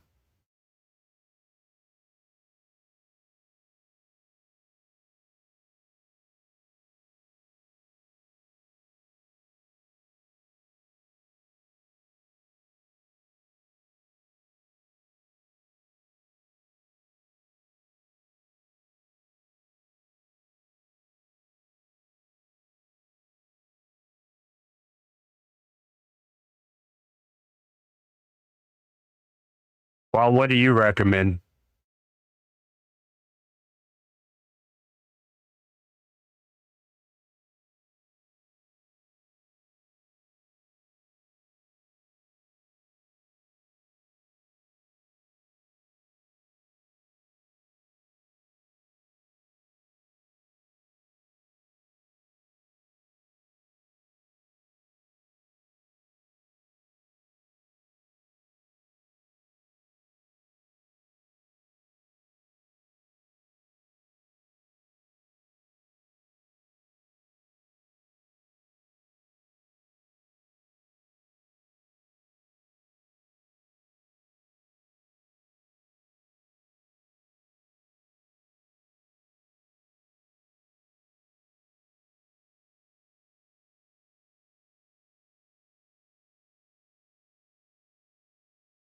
Damn, that sucked. I feel like we can beat that team. That was just a bad picking on my end.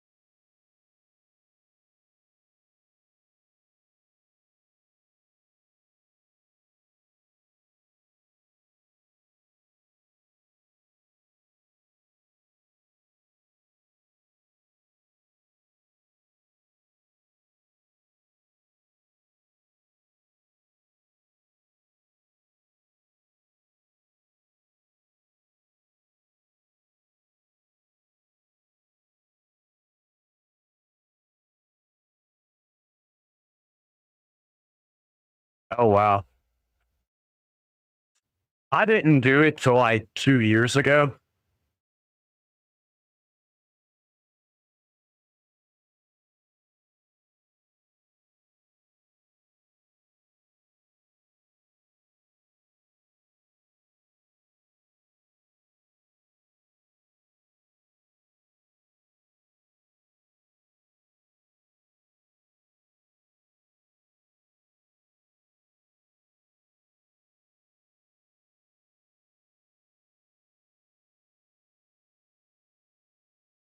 And when I did it, I had already like I didn't do arbiter missions till I already had Siegfried and our bias was Zarius and Gizmek, and that's what I was running at the time, and still kind of to this day running.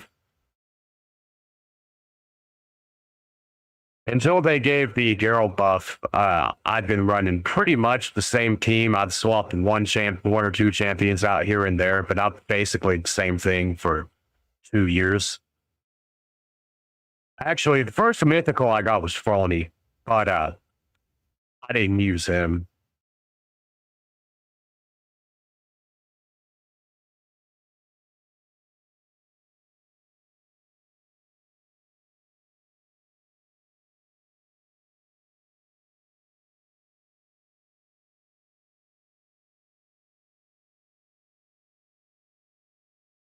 Do you remember what team you was using when you did the Arbiter missions?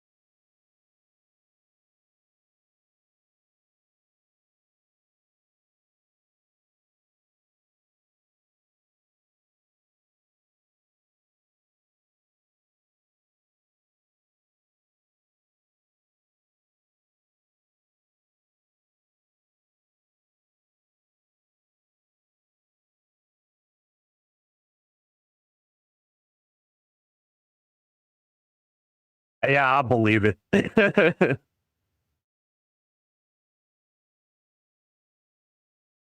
I think about 128 is as high as my HP can get on this account.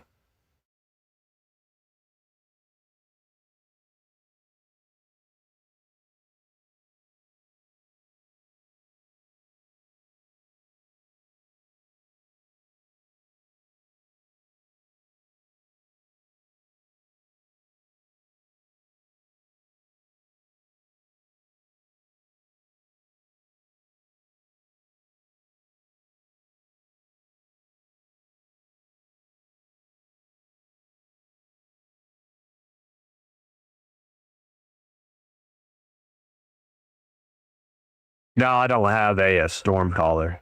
I do have a couple of aspects of Sirath. Would it be better than the Wand of Submission?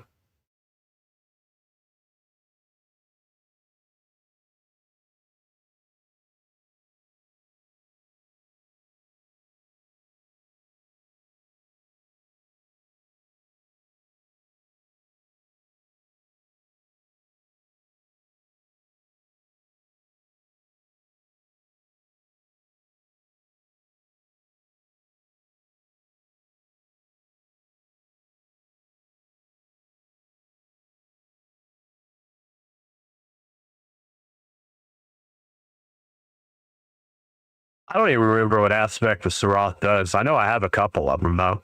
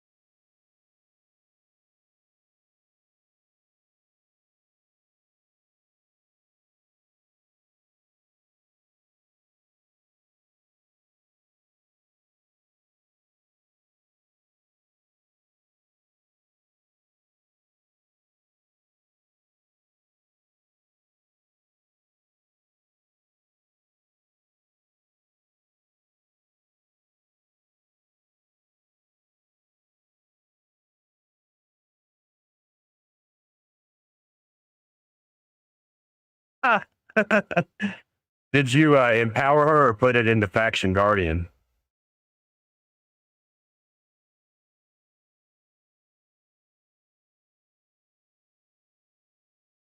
Yeah, I can see why, man.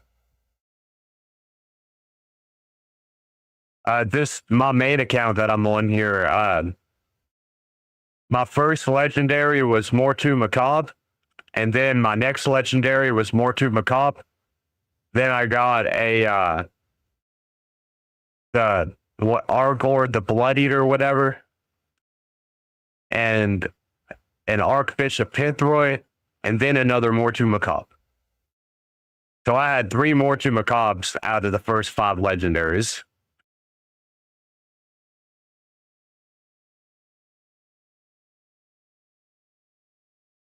It's a learning process. I learn something new every day on here. Oh shit, I didn't do that.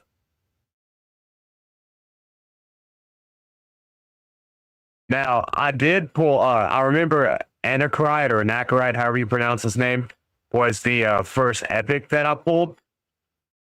And I used him to feed into a rare. That was definitely one of the dumbest decisions I ever did on here. And not having masteries. And also, until about a year and a half ago, I didn't realize the importance of crit damage, so I was just building everybody with crit rate attack, but no crit damage. So I've made some pretty big blunders myself.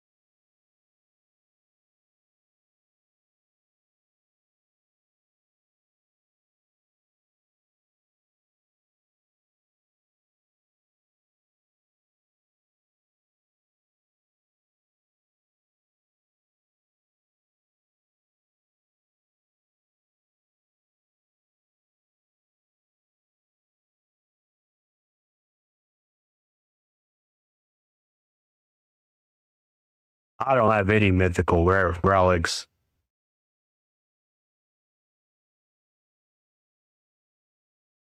Relic Keeper? That's a wild choice. But Sandra's really good though. I still don't have her. I'd like to have her. Probably wouldn't run her in the arena nowadays, but I'll definitely use her in hard mode faction more.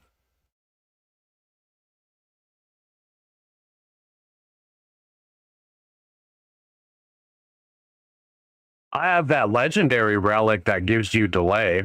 I have it on Fabian.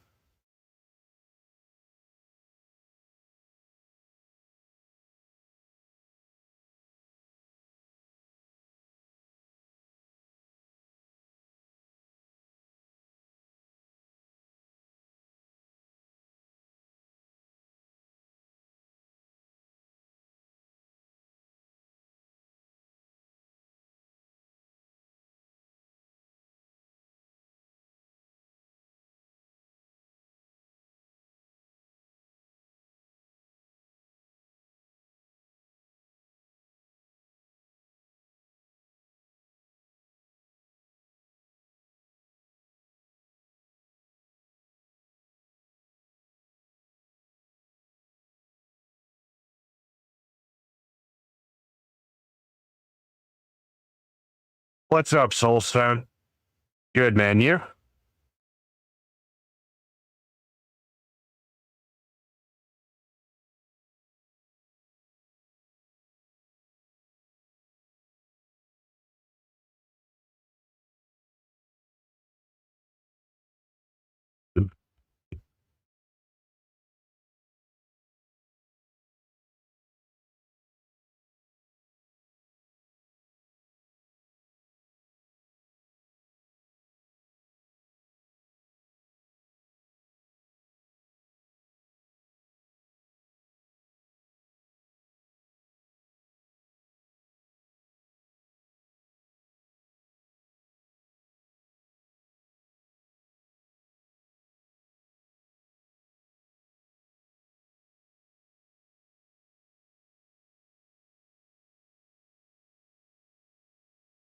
Wow. I figured the fear was going to get me.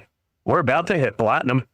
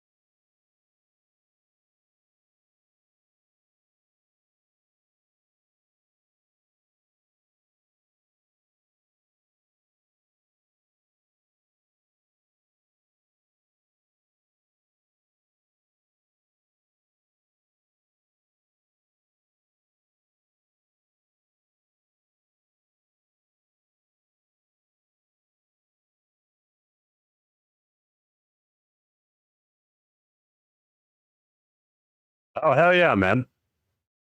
Happy for you.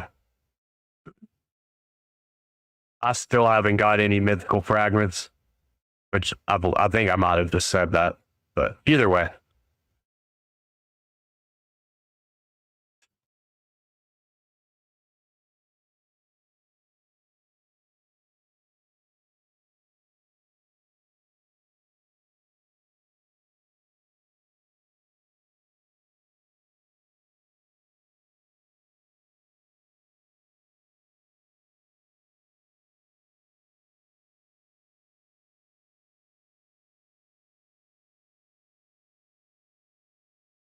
And I think we're in platinum now. Yep. Dude, we were so close to getting platinum yesterday and we ran out of time. I was doing live arenas and lost track of time, and we had like 20 minutes left and uh, didn't have enough to jump all the way up there, sadly. I bet it's going to be pretty steep competition for platinum for the next few weeks while the swift parry and deflection gear buffs are pretty new. Oh, there's a Solinar. Looking at this team, I'm pretty sure we're going to lose. I just want to see what he does.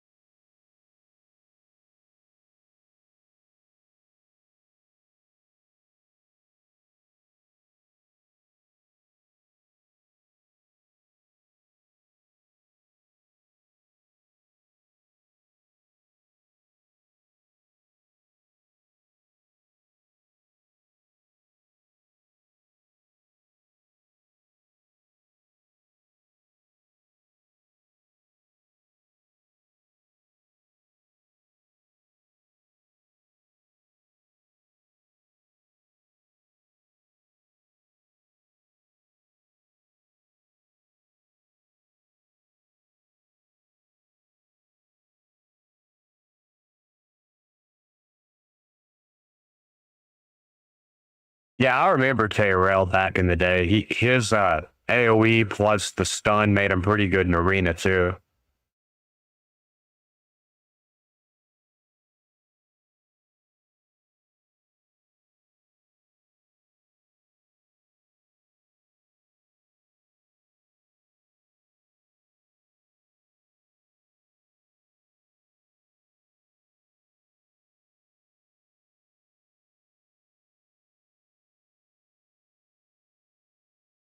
Oh wow.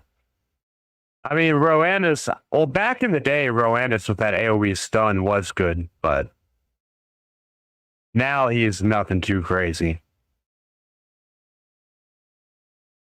Dude, that fucking magma shield is insane.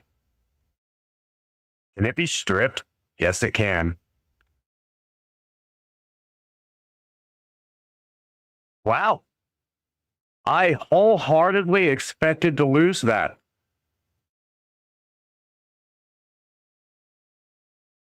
But we didn't lose it.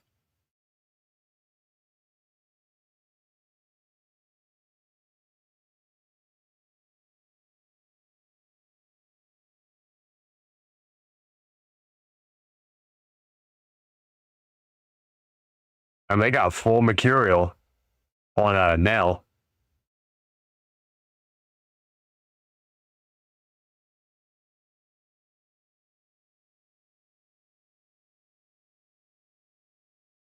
But Charlotte's not bad, man.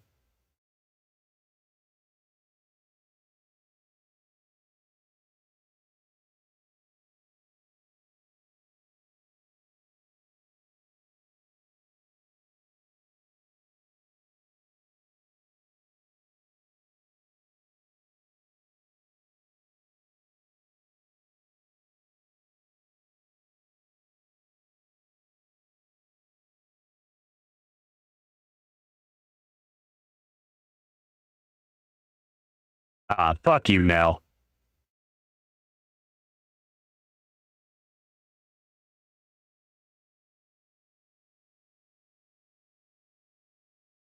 You don't see Gallius the Gleeful very much in the arena anymore. I remember back when Gallius came out, he was a very top tier champ. Not so much anymore. He's been outclassed. Gallius is definitely a champion that's been like power crap hardcore.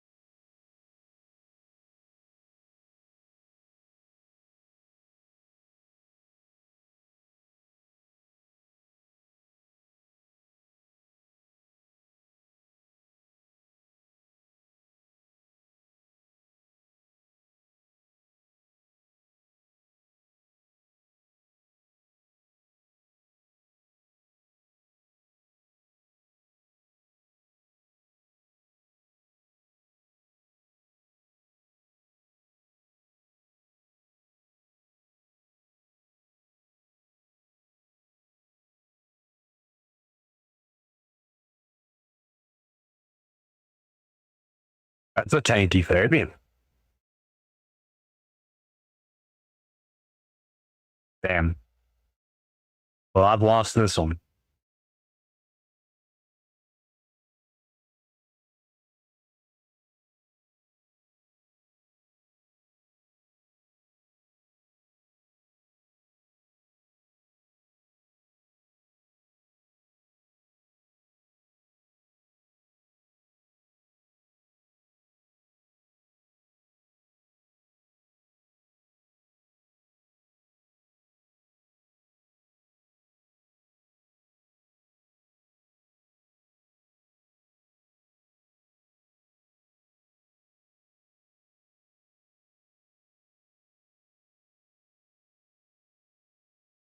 Hey, we got a sacred. What do you know?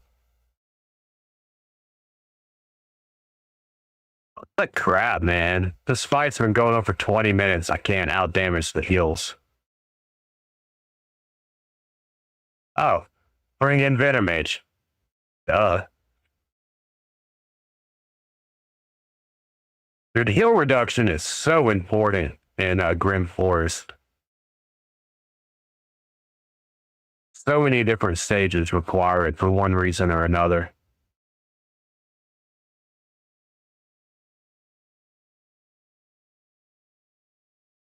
What do you mean waiting for CBC?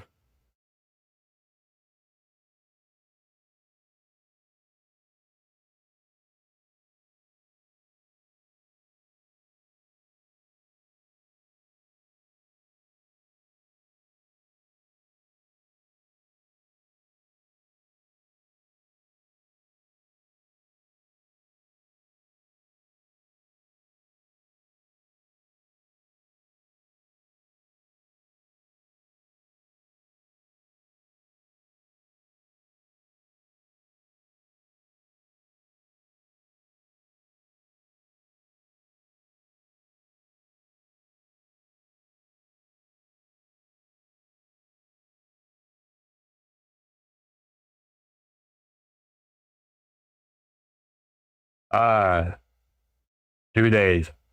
Don't you have to claim them to be able to do the next like fight?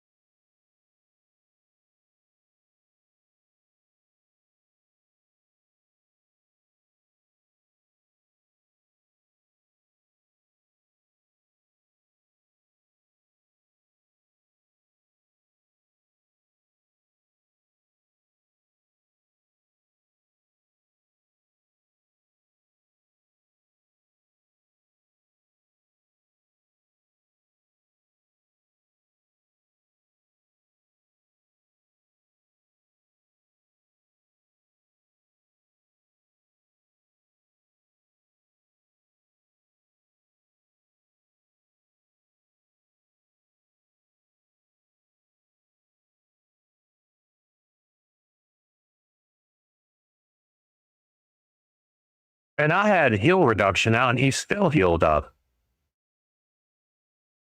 Fuck it. I'll do that one after we get some more power parts, I guess.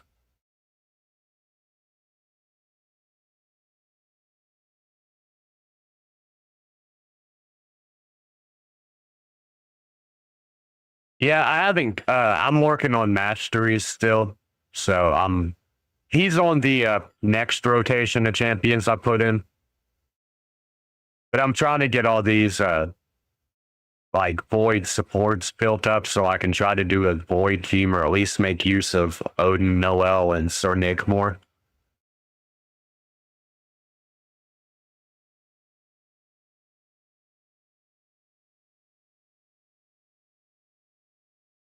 Making sure. I mean, I'm sure there's no. Yeah, I was gonna say there's no reason they shouldn't be able to beat Minotaur, but you never know. Siegfried, man, he solos it in like 15, 14 seconds or something. Maybe less.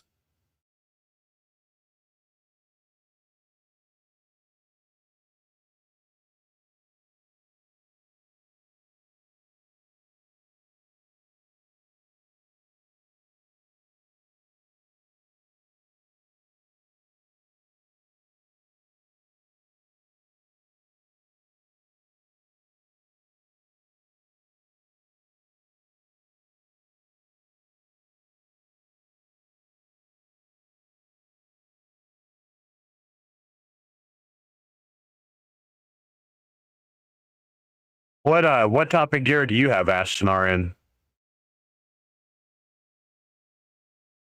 I use mine as a gizmet counter in the arena, and I use them in Faction Wars Hard, but I don't really use them in a lot of other places.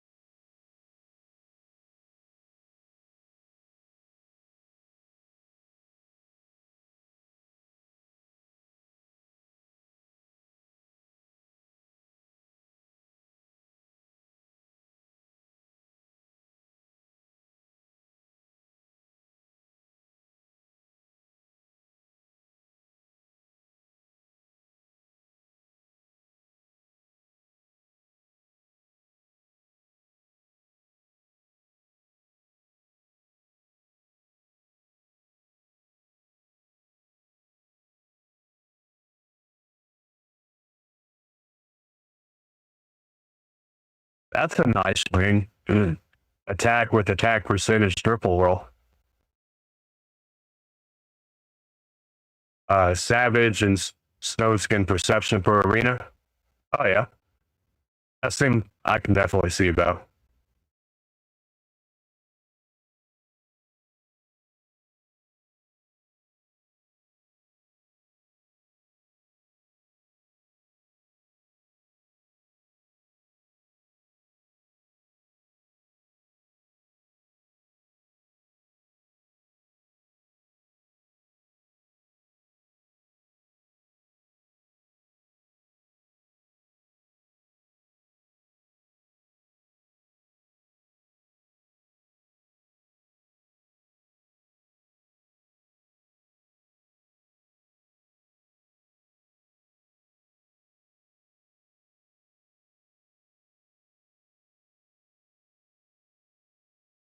Do 3.6 mil. Damn. But at least we got a triple roll into HP with defense, so it'd be good for a tank.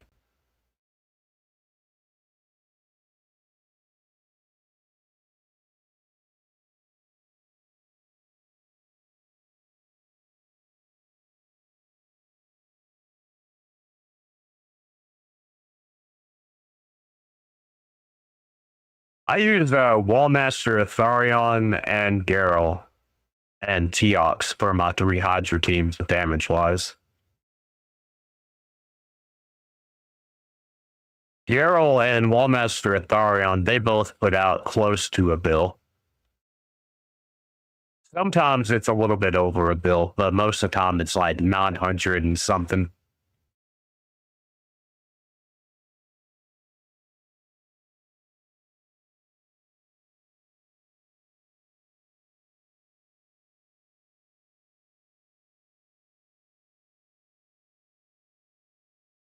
I use Ninja in Chimera. He does really good damage in Chimera.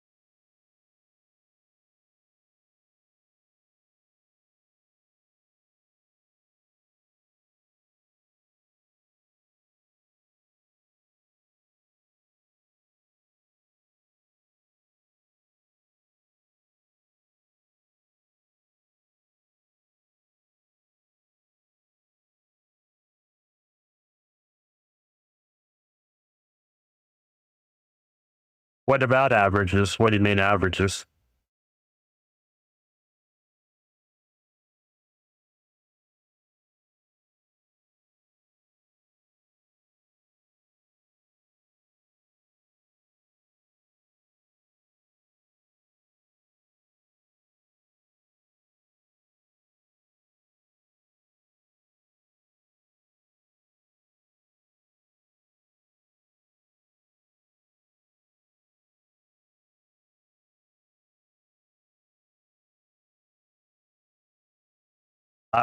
It might have a lot to do with being 6-star blessing, but dude, my Wallmaster is insane for Hydra.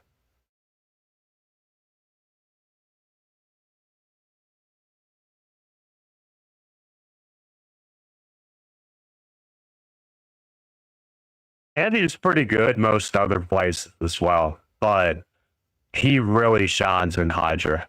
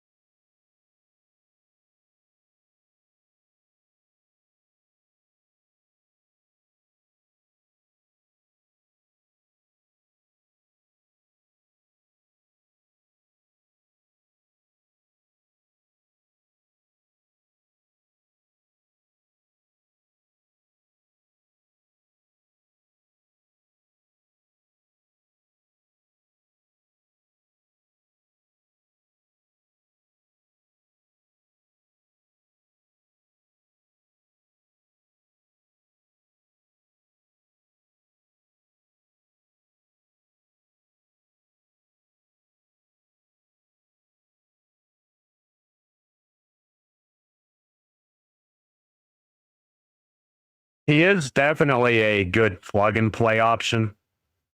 It doesn't really take any setup. You just put him on the team, and there you go. He brings his own buffs, and he brings AoE block buffs as well, and decrease attack AoE.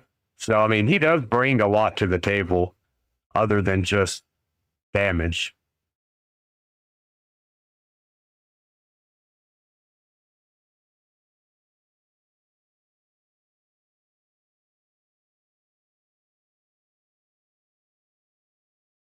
But I got to get up for work in the morning. I'm going to have to get off here. I appreciate y'all watching, and thanks for talking to me. It was nice chatting.